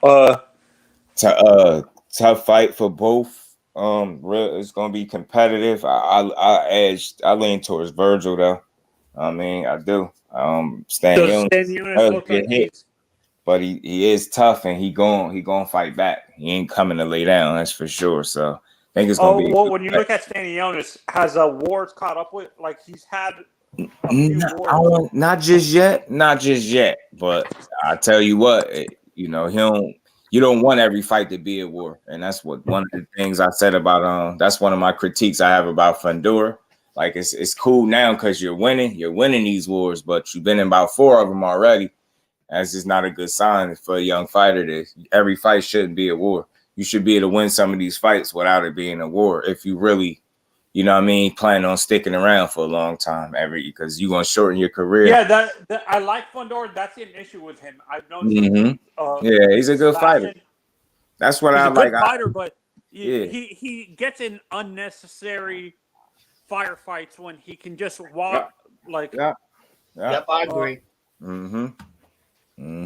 As you get older, fight. If you get up in competition, you're not gonna be able to do that. Like you're not gonna be able to do that against Charlo. You're not gonna be able to do that against Castano and stuff like that. Frank versus Rivera got moved to Las Vegas. Anyone know why or how it makes a difference? Did it? I wonder. They moved that to Frank and Michelle Rivera to Vegas. I wonder why though. Yeah, they sure enough did. I think Rivera trains.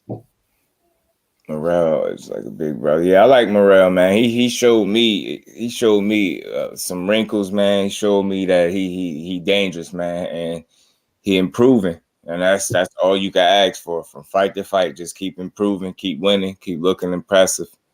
I mean, that's the issue with Morrell and Benavidez, but that's the issue with David Benavidez. Like, it doesn't seem like he's improving. Like, he's so stuck in his ways that he doesn't want to improve. Facts, Jay. It could look like that because sometimes, again, I think what you're seeing is, and I don't think it's that he's not improving. I think when you in there with a certain level of opponent, and just to be fair, like his level of opposition hasn't been the best.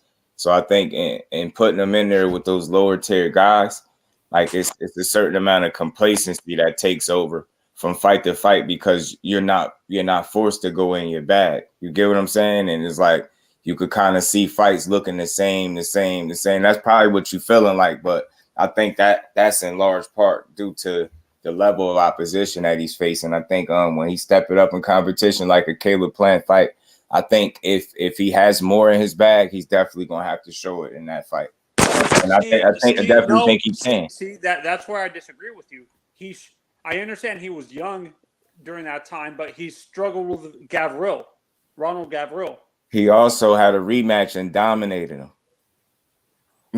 He dominated him in a rematch. I don't think y'all be, and again, I try to be as fair with my assessments, but that's what it is to me. A level of opponent you're not seeing him be tested, so therefore you're not seeing him do more than what he's had to do to win these fights, and it's probably looking the same to you. So you feel like, He ain't really improving, but I think when he's in there with somebody that's gonna make him big, he's gonna have to fight, and you're gonna see just how good he is.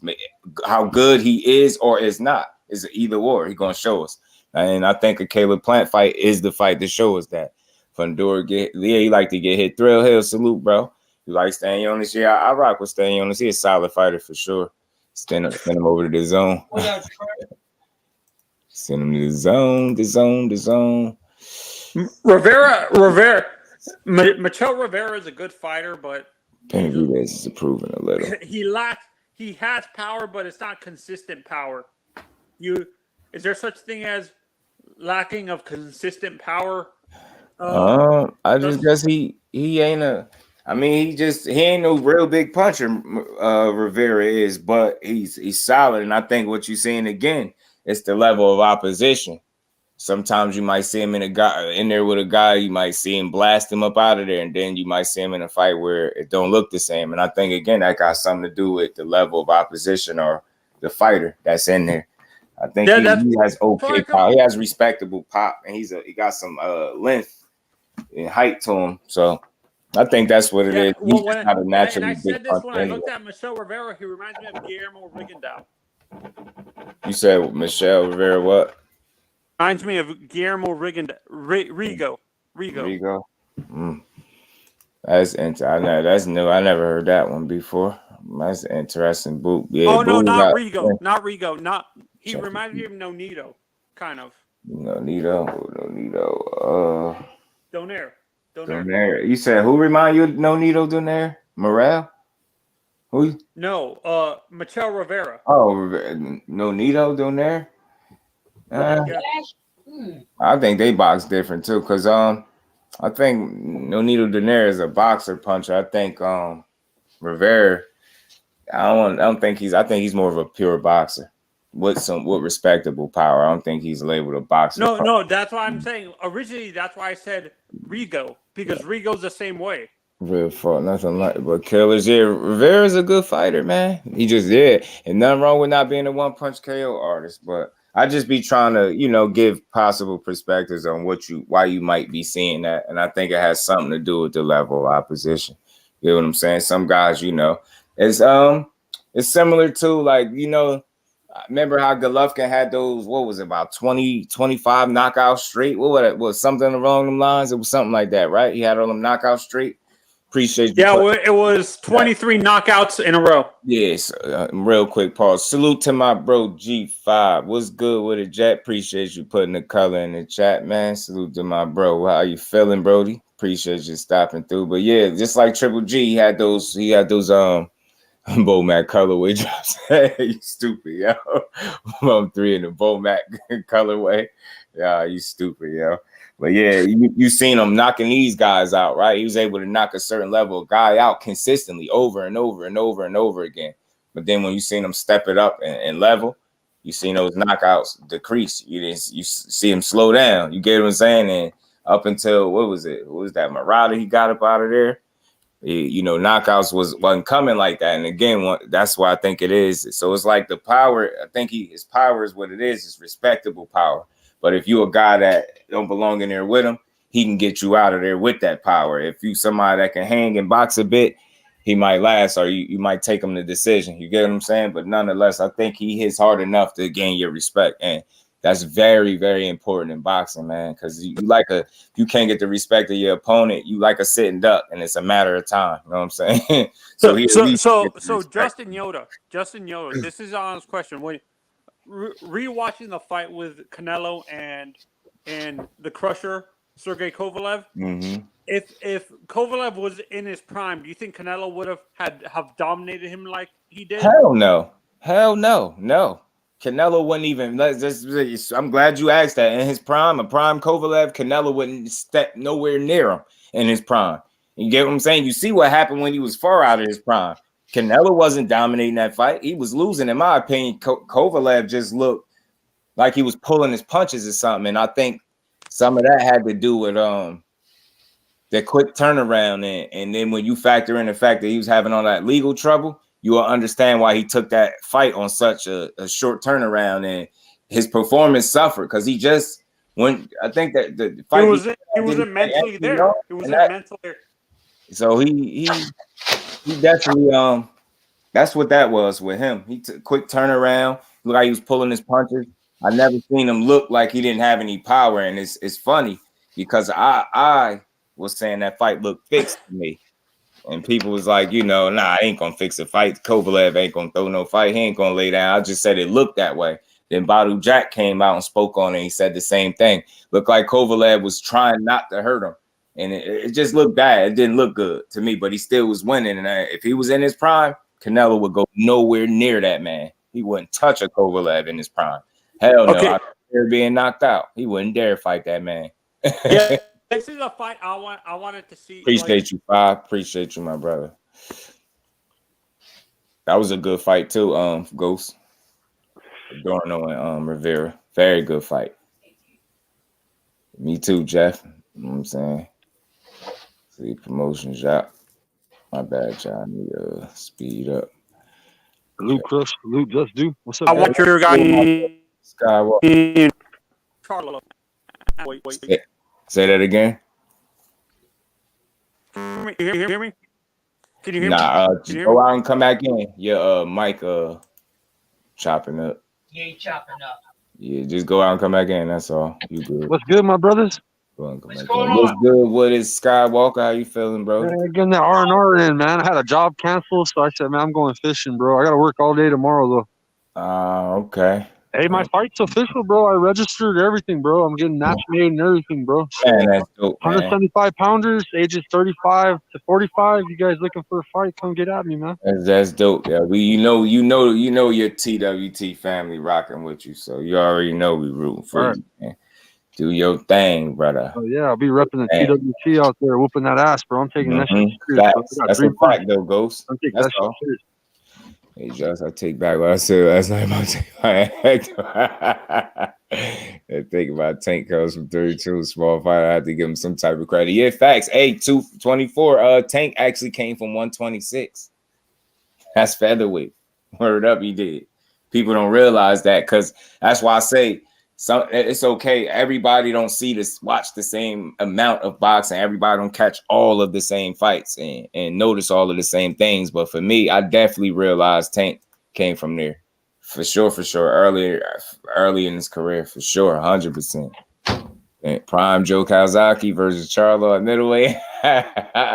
Charlo might stop him, man. Charlo might stop him. I'm going big Charlo. That'd be a good fight, though, because Joe Kawasaki can box. I didn't care for his style, but he can box. And he'd make Charlo work. Charlo had to be on his A game because Kawasaki can fight.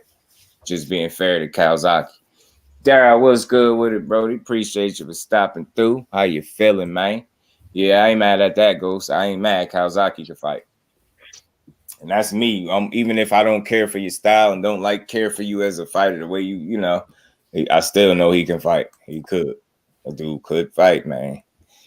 That's true. I'm gonna see some of these fights, man. Let me write that one down too, because y'all think I be playing, bro. Y'all see all these notebooks and stuff I got in front of me. Y'all know I really be writing stuff down. I'm gonna go watch this Charlo fight again. I want to see if I really noticed him getting hurt in that fight, because I ain't see it. I think that was one of his best performances to me, because he was defensively switched on. I said that gave me a lot of confidence in Charlo against other people. I was like, man. The way he fought Derevyanchenko, I'm like, man, that was a good fight to me. I felt like he was on point, but I'm gonna go watch it though. That's why I like when y'all point out certain stuff. I just give me something to watch. I just go watch some more boxing. Yeah, his style was a little weak for me. Appreciate you, Dar. Was it Kawasaki? I ain't mad at that because he can fight. He really could. I could see him pulling out pointing because Charlo had, like I said, he had to be on his A game. I think Charlo could hurt him though. I really do. It's a notebook full of 300 fights he watching. Hey, I'm telling you, I'll be writing it down, bro. Y'all be having me watch. We was having a discussion that was so good it made me go rewatch Josh Taylor and Regis Prograis. I think I'm playing. I had my notebook and stuff. Know what I'm saying? And I kept the volume on because I like to hear the fight. I know how to ignore the commentators because I knew what they was doing, and I had scored it for Regis, a close ass fight. I had my pen and pad. I don't know where I put the note notes at, man? I got mad notes. Skills came here. He was laughing when I showed him how much notes I got.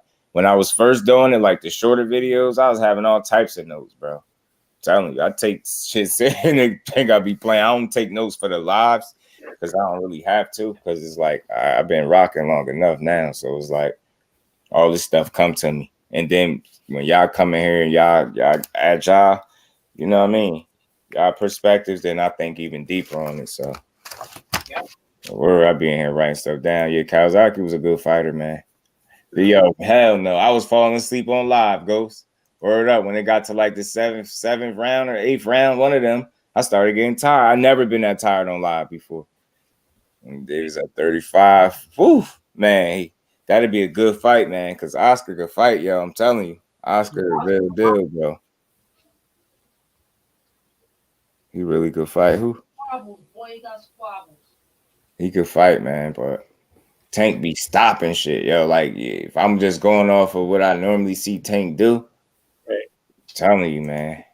See, Will, salute, my bro. How you feeling? Appreciate you for pulling up. How you been, bro? Yeah, man. That's it. That's a good one. This a good one. That's why we've been in here chopping it up. That's a good fight. The order right there. That's a credible, good fight. I mean, solid fight, evenly matched to this for the most part. Because I know people feel like Ortiz got the power advantage, but shit, Stanionis can box, man. So I mean, he brings some skill. He brings a good skill set of his own. Yo, I'm telling you, yo, that was a bad fight watching. That was a bad fight to watch. Yo, it was very boring. Very boring. I ain't gonna lie. And I don't complain about fights a lot, but I was like, yo, man. I was like, golly, what are y'all doing to each other, bro? Y'all put me to sleep. Yeah. Yo, they was. I was like on live, like my eyes was cold. I'm like, oh man, I'm getting tired, yo. This is crazy. I had to like sit up in my chair. Like, oh man, they tripping. Yeah, I wouldn't mind saying I hope they can fight sooner or later. Like, cause again, like the more people hear these conversations and how we cook, they're gonna know like I'm more about the conversation. Like, cause I see so much, and I always speak on this. I see so much arguing and back and forth. Like, why? I know I'm trying to show people it's a way to have a difference of opinion, and it ain't got to be no kind of arguments. I've argued so much in my life. I refuse to do it up here. I swear I do, because then I'm gonna be feeling like I be feeling in, you know what I mean, outside of here, mad as hell. Hell no. I like to enjoy the boxing conversation. People know how to piss you off. That's why I had to block dude a couple of weeks ago. He was going for it, man. Like, yeah, you out of here, bro. I think Regis would have beat Taylor if he had pushed it. The middle rounds a wee bit more. Yeah, I'm with you on that, because he did have some moments where he was just inactive in other spots where he's normally active. He definitely did that. And I think some of that was the size of Taylor, and Taylor being able to push Regis and knock him off his square a bit. I think that probably caught Regis off guard, how strong Josh Taylor probably was physically on fight night. And he was bigger than Regis. You could just see it. Like, you know what I mean? So I agree with that for sure. My Bob not making it happen. It's funny to see now that Pitbull and Shakur ain't fighting. Who is Shakur gonna fight? You get what I'm saying? But I'd rather see him get at Loma, yo. I want to see Dad beat Loma up. Dad said big respect to Yoda, bro. Yes, sir, man. Big respect to the Brody, Mr. PSA. I had to get up here and talk a little bit of boxing. Prime Miguel Cotto versus Bud Crawford at 47 pounds. That's to be a bad fight for Bud Crawford. I'm not even gonna lie to you. It'll be a good fight though, because it's one that it's 50-50 though. Bud ain't no piece of shit fighter or nothing like that. But Cotto, man, a prime Cotto, that's saying something, man. I'm telling you. You got one of the best hooks in the business. I'm telling you, and he threw real good body shots. He had a hard ass jab, a straight jab too. You see how much success he had with his jab against Floyd. Bust his nose up real good. So that and he'll definitely use that jab against Crawford. You see how well Kell Brook used the jab against Crawford. And in a couple rounds, he had his eye looking funny. That'd be a good fight though. You turn on a fight with Miguel Cotto? Nah, hell no. Hell no. And if that was the case, that'd be on some like not wanting to beat up an old man type deal. Because I ain't never heard that as a fight ever though. Joyce or Wilder. I think Joyce being that he gets hit, he gonna be in line for them right hands. So I think this. I know he been taking punches well. I think trying to take Wilder punches a whole nother.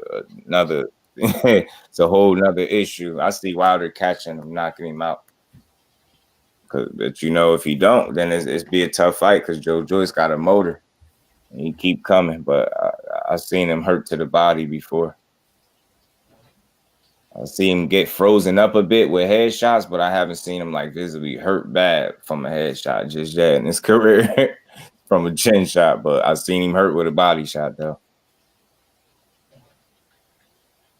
Vaughn Alexander. Oh yeah, he fighting. Yeah, like 19. He still didn't pull out. Hey, he ain't gonna pull out. He gonna fight him, Ghost. You gotta respect him, right? He ready for that smoke, man. Ready for that smoke.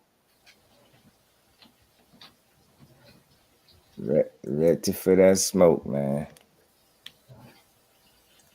By the way, oh yeah, I read that. Yeah, I appreciate you, bro. You already know. Salute to the UK and Liverpool, man. Just wanted to have a quick conversation. Well, you know, a good conversation with the fan. While Joshua could be the prime Vladimir Klitschko. Tyson Fury probably could, because he really can box and move, and he's a big ass dude.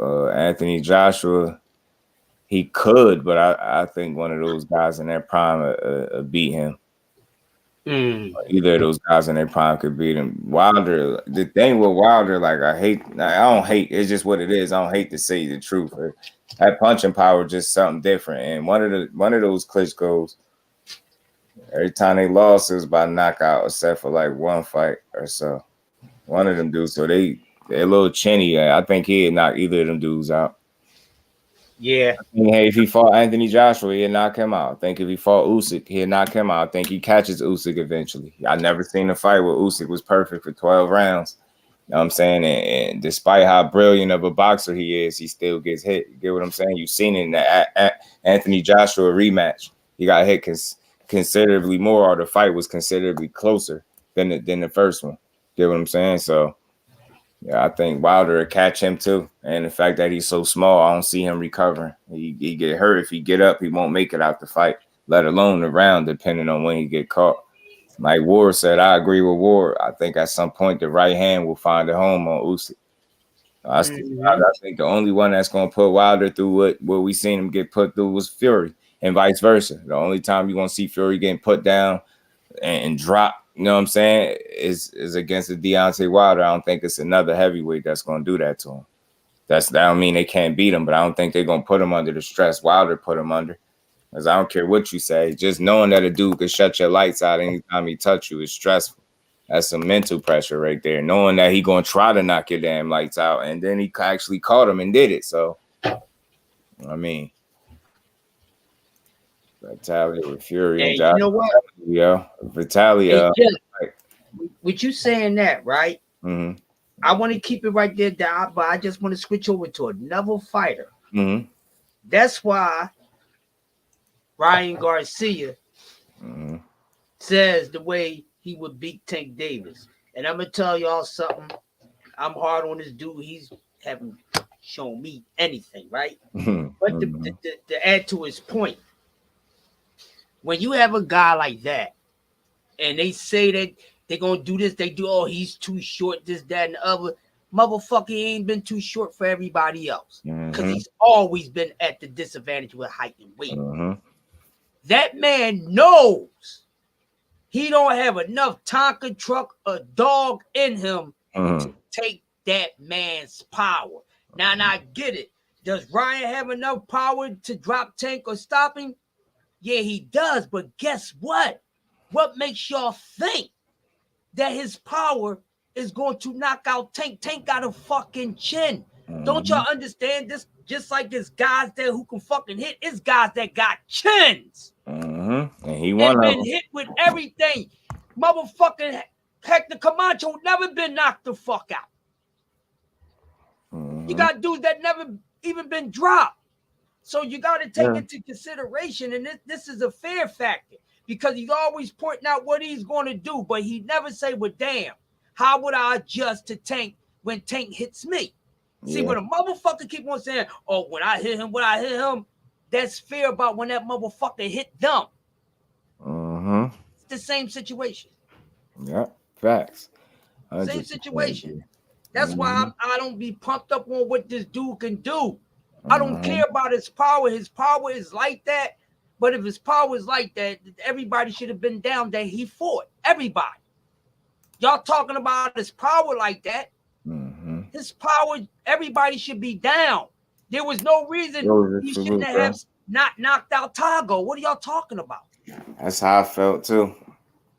Especially when you got to sit and duck wounded animal, a guy that ain't really trying, he just surviving. That's why he wasn't really trying in there. Especially after a couple rounds, he had his mind made up, couldn't do nothing with him. He was like, yeah, that's about it. Tank's dog, people, already been tested. Ryan dog ain't really been tested like that, not against that type of opposition. Ryan's not the most dangerous dude that Tank faced. We ain't gonna make this up. I ain't gonna allow you to spit that over here because I'm gonna spit facts right back at you, bar for bar. We not doing that. And that's what some of y'all's making this up to be. I ain't saying the boy is garbage, but I'm telling you he ain't great. That's what I'm telling you. And even if you said he ain't great, I ain't saying he's not proving that he's as good as you saying that he is. Yes, he got some shit in his toolbox, but what is going to work against? What? That's a fact. What you going to use with those tools? Are you going to build an all brick house or you going to build the all wood house? Now, you know you can't build an all brick house and an all wood house with the same fucking tools. Try to build a motherfucker house out of all brick with tools that you use for all wood and see what you get. I want y'all to let that sink in.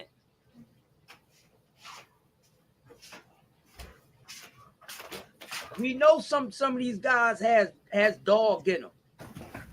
You see what I'm saying? Ryan Garcia ain't the best motherfucker that Tank is going to face, and we not going to do that because you're already doing it.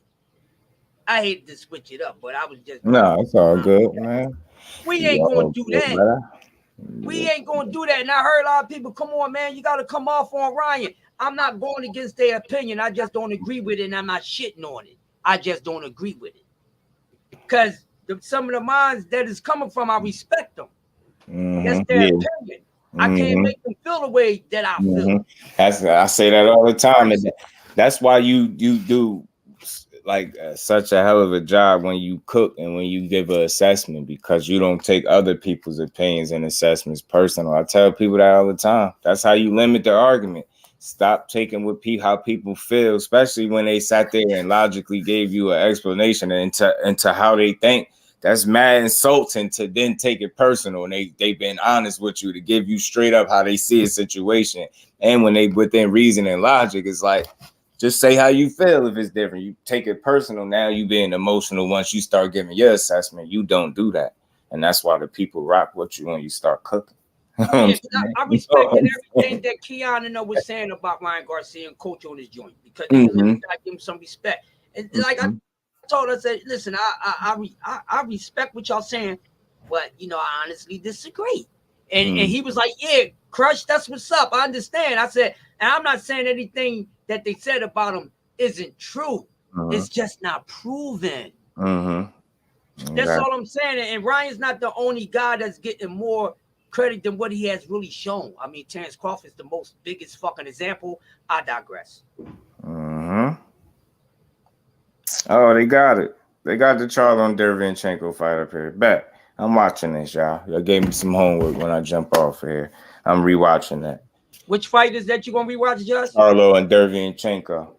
I mean, they need to get it to a point where they allow us, like, where we share our screens and we could do that, especially if it's a fight that people seen already.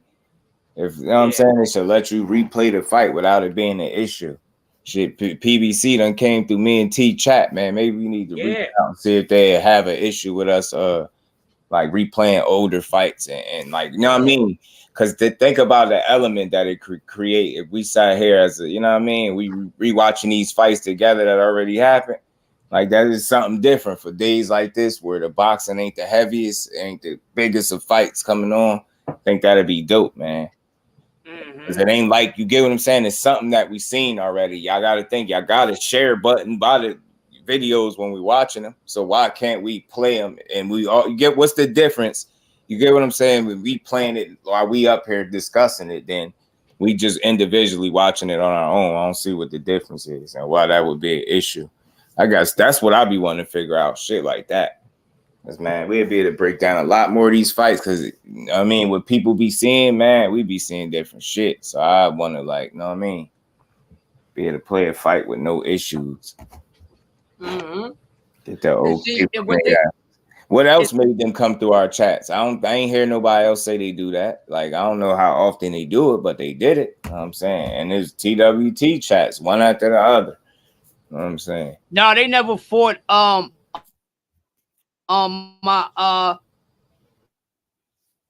they ain't fight. Matisse my zone. I never faced. Yeah. Oh hell no, we would have heard about that. And I'm glad you brought Sabrillo name up because I like that Puerto Rican. He's dangerous. He wants. If Tio want to prove something at 140, fight him. That's all I'm saying. I digress. I'm with you. Second Endurance fighter. I hope the Sandor Martin shit fucking backs up in his face. I think Floyd right off the top is the best father-son type thing. Like for somebody that's like really live up and exceed past their name.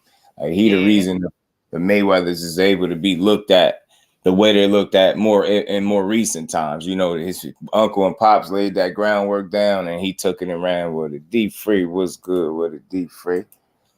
Yeah, man. Appreciate y'all pulling up for this good conversation as always, man. I just felt like I wanted to come on here kind of early and get one in. Yeah. And it's still early, so like I said, I think I'm gonna double up today, man.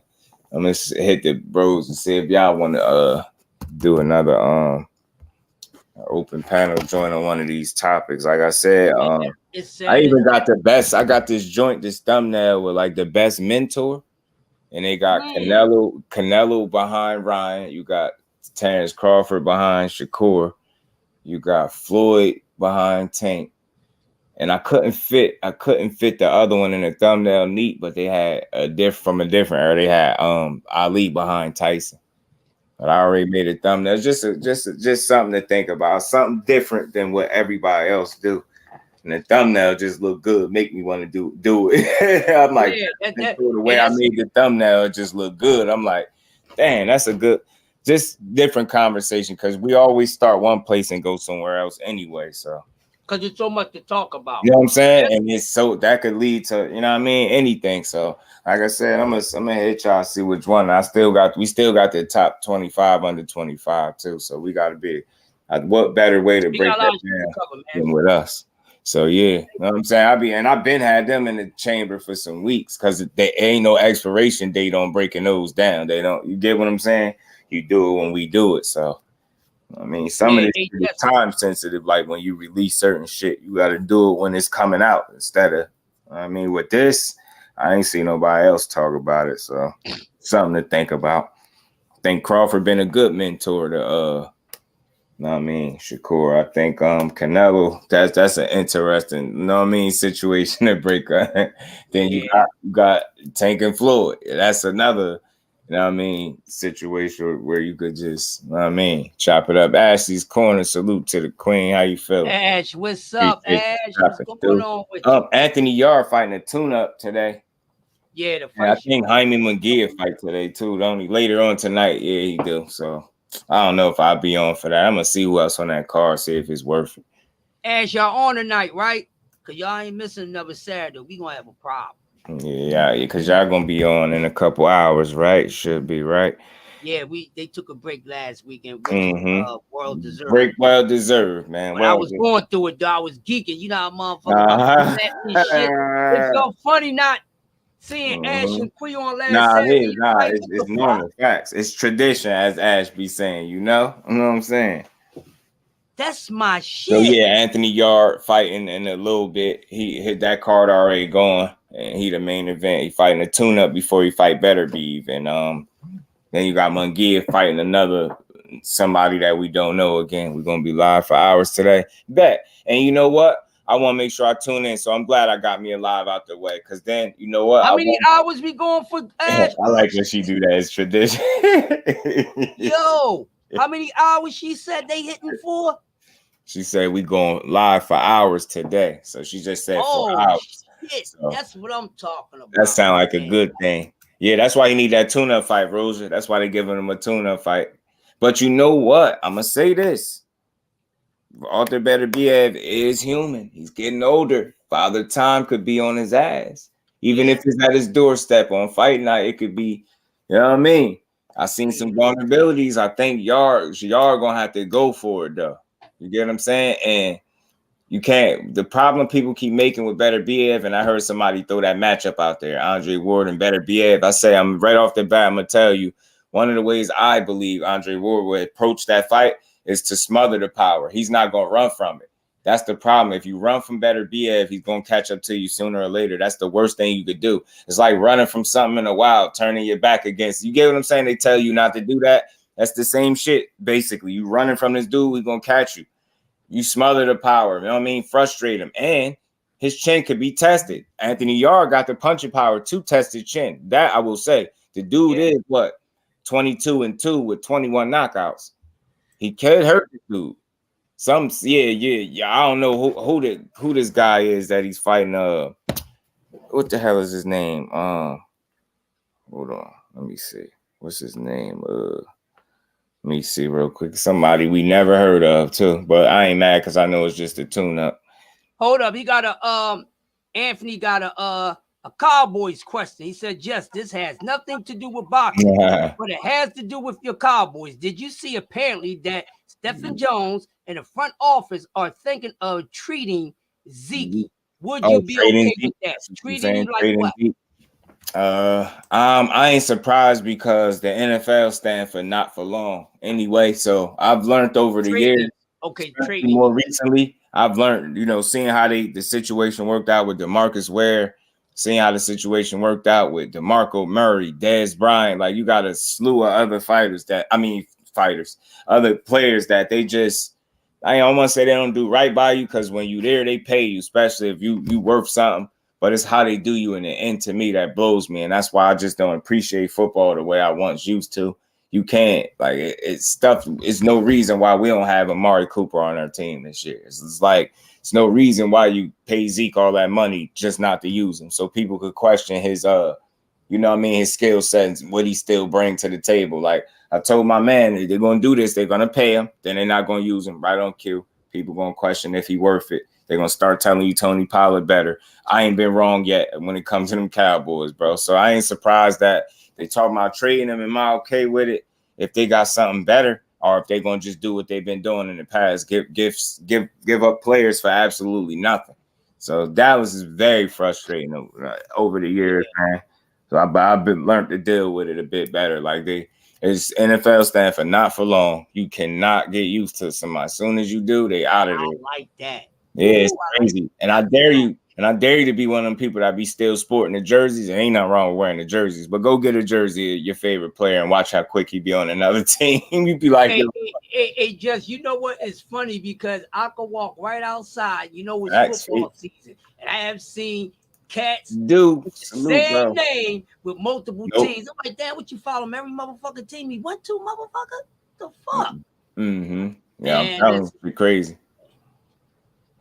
No, they're not fighting. Errol. They're not fighting, dude. They in the thumbnail. I know, my bad if the thumbnail made you feel like that. I put them two in the thumbnail together because it was the angle I was gonna go when I did this too. I ain't end up touching on it, but you see how, because we didn't get one fight, and you see what we left to deal with, and you see slowly, but then you heard the Vergil Ortiz and Stanionis situation, and it seemed like things is coming together for all these other fighters. And I'm not saying they ain't willing to fight each other and any and everybody, but two dudes that, it's still a question. Some people feel like Keith Thurman is next for Spence. Some people still don't know, because see, you even came and asked. So it's like the two guys that we know have shown the willingness to fight any and everybody and said it is the two guys in the thumbnail. And then look what they forced to deal with, all because one guy wanted to have a tune-up fight and they want to just tell us that.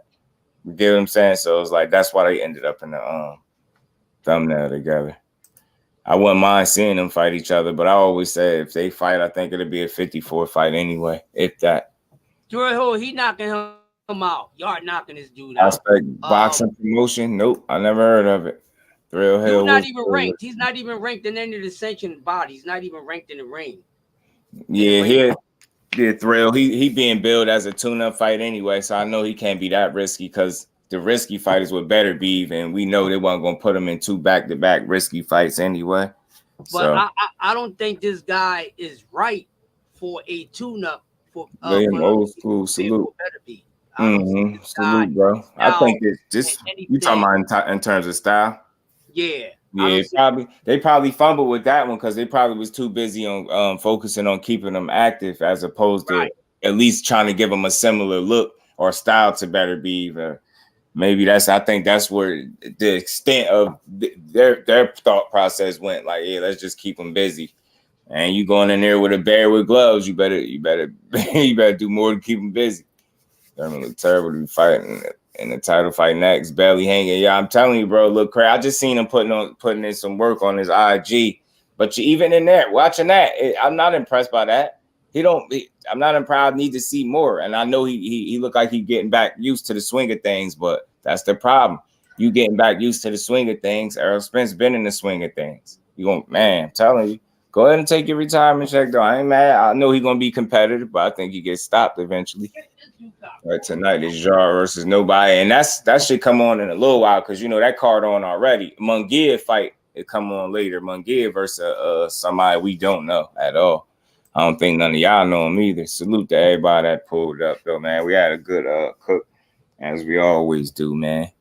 But I'm gonna be looking forward to the cleans coming on soon because I'm gonna make sure I'm tuned in and I'm gonna have me one rolled up to make sure I'm watching. I'm gonna be engaging fully with y'all today too. I don't think I'm gonna be nowhere else when y'all come on. Ash, what time y'all come on? Is it 5? Is it 5 my time? She said she might come on at 8. Ash, said please come on at 4. What time? What time she come on? So I know y'all got something in store. Y'all said y'all gonna be on for hours. Right before that usually don't have so much time. Yeah, you're right, Ash. But you're right. 5 p.m. Eastern. That's my time. That's my 5. That's our time. Crush it. That's our time. So 5. I'm gonna find a way. Look, it's 2:30. We're gonna find a way. AJ, what's good with it? AJ, appreciate you for stopping through.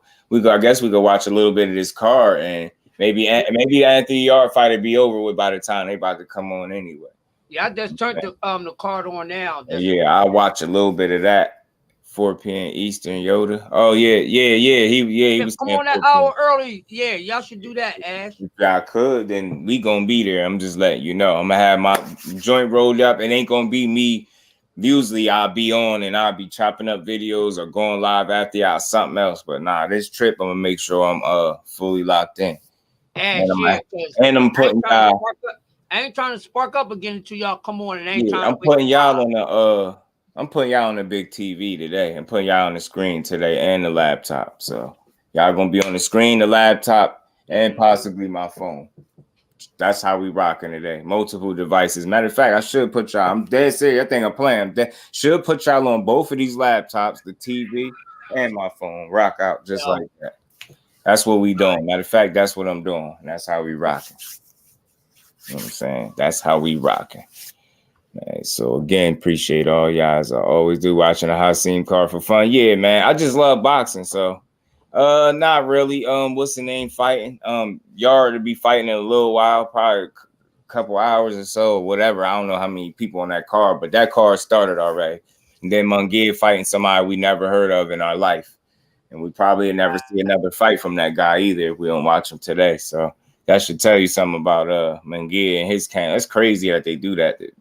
Zoom, what's up, Battle? What's going on with you, Zoom? Good with your Zoom. How you feeling, bro? You fake. What's good with you? Yeah, I'll watch. Yeah, Hasim Rockman fight tonight. You do. I'm gonna watch it. I'll watch it just because I like Hasim Rockman. I'm gonna do that. I ain't got nothing planned. You know what I'm saying?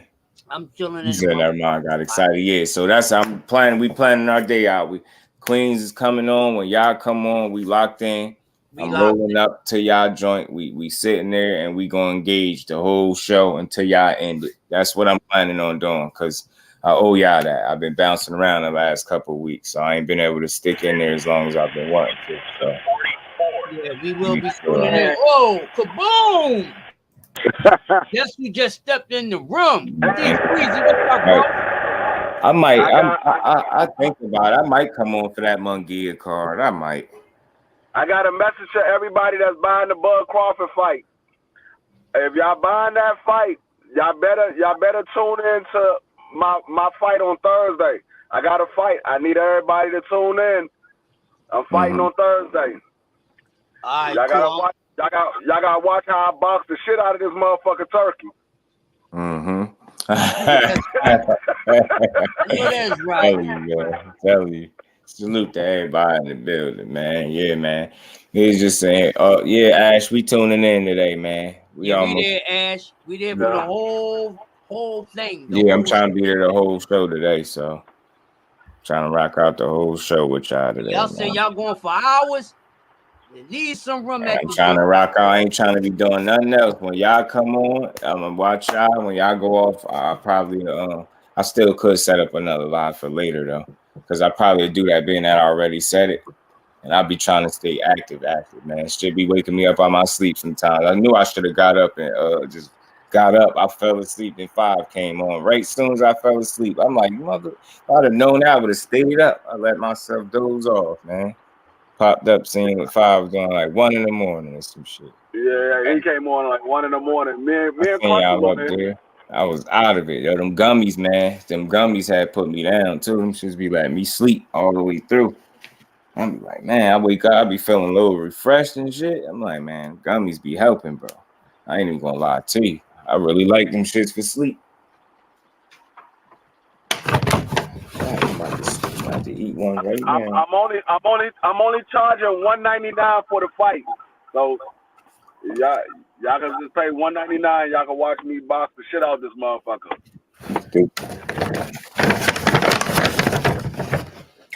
Y'all ain't even got to watch long. It's gonna be an early match. I'm gonna get him out in probably like the first round. I'm collecting $40 donations from Terry for anybody that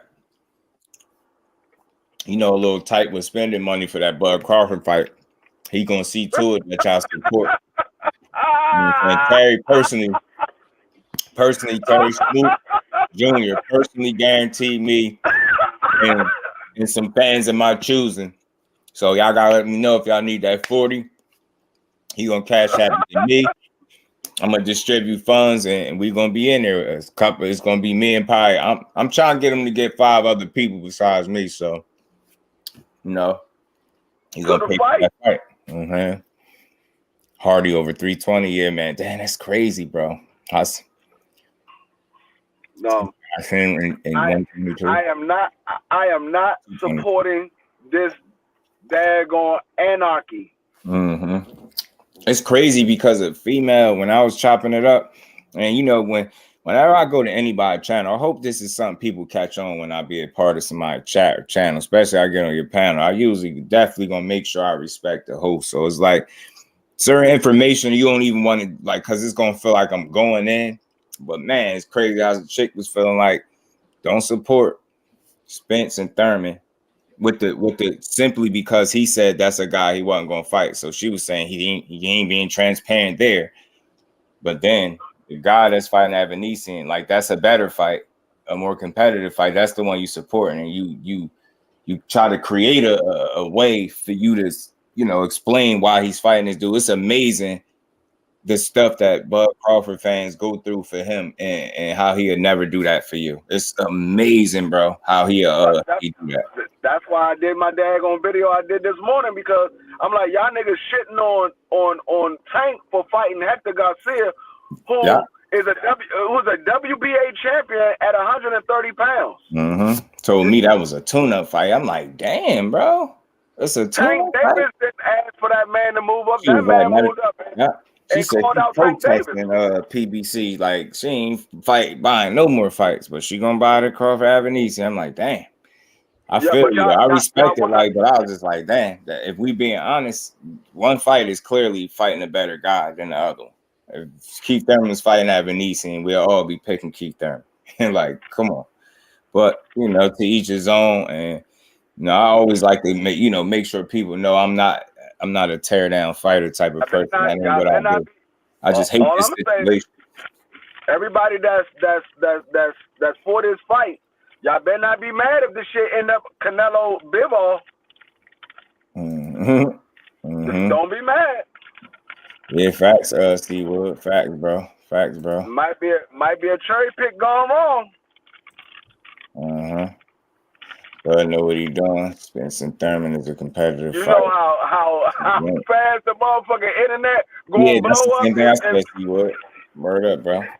Do y'all know how fast the internet gonna blow up if Bud get beat by David Ebenezer?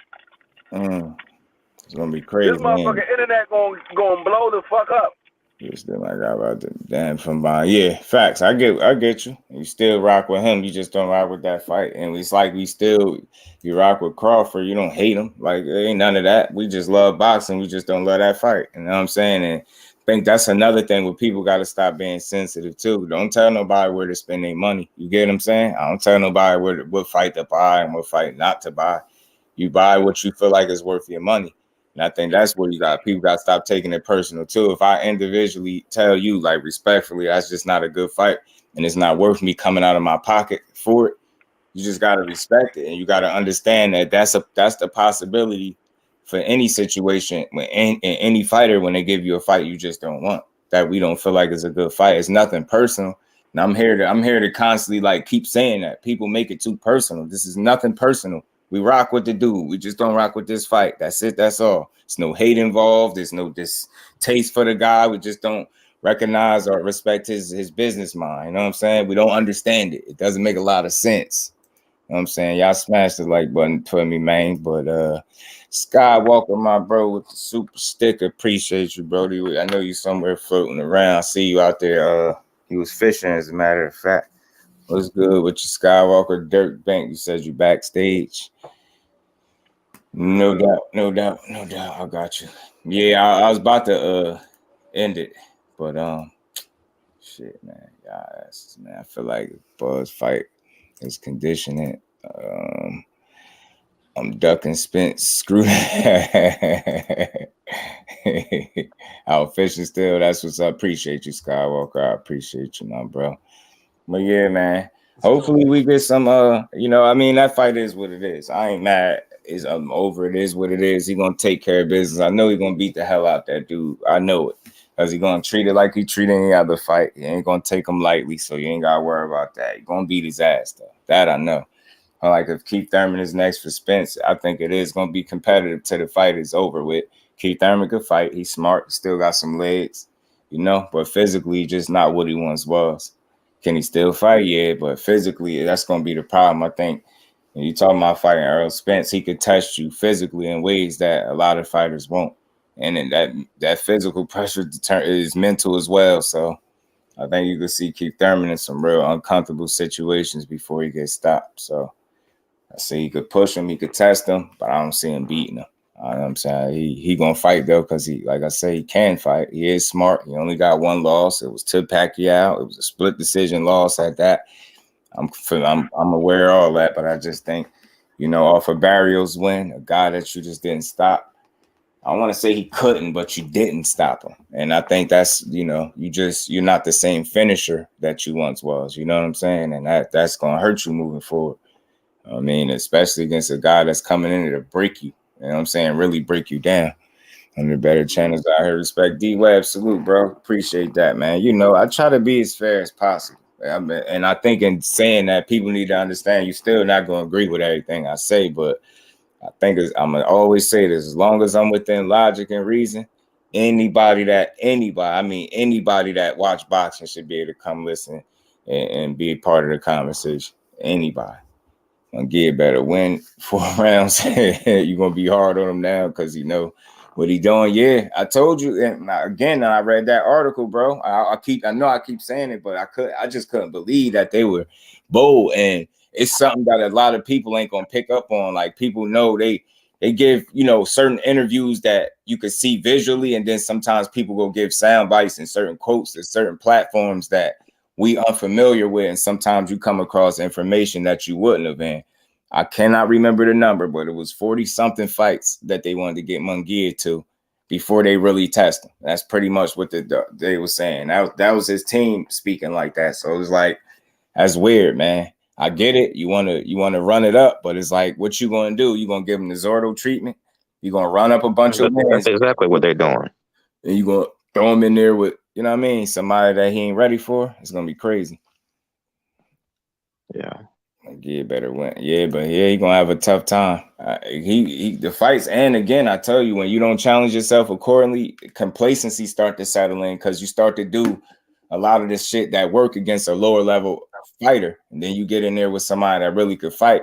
Then those same complacencies that was working in that fight, it don't work in when you really testing yourself, and then it become too much for you. You'll find yourself like Zordo. 44-0, but looking like a deer in the headlights because you ain't never been in there with a fighter on the level of Beagle. You ain't know what to do.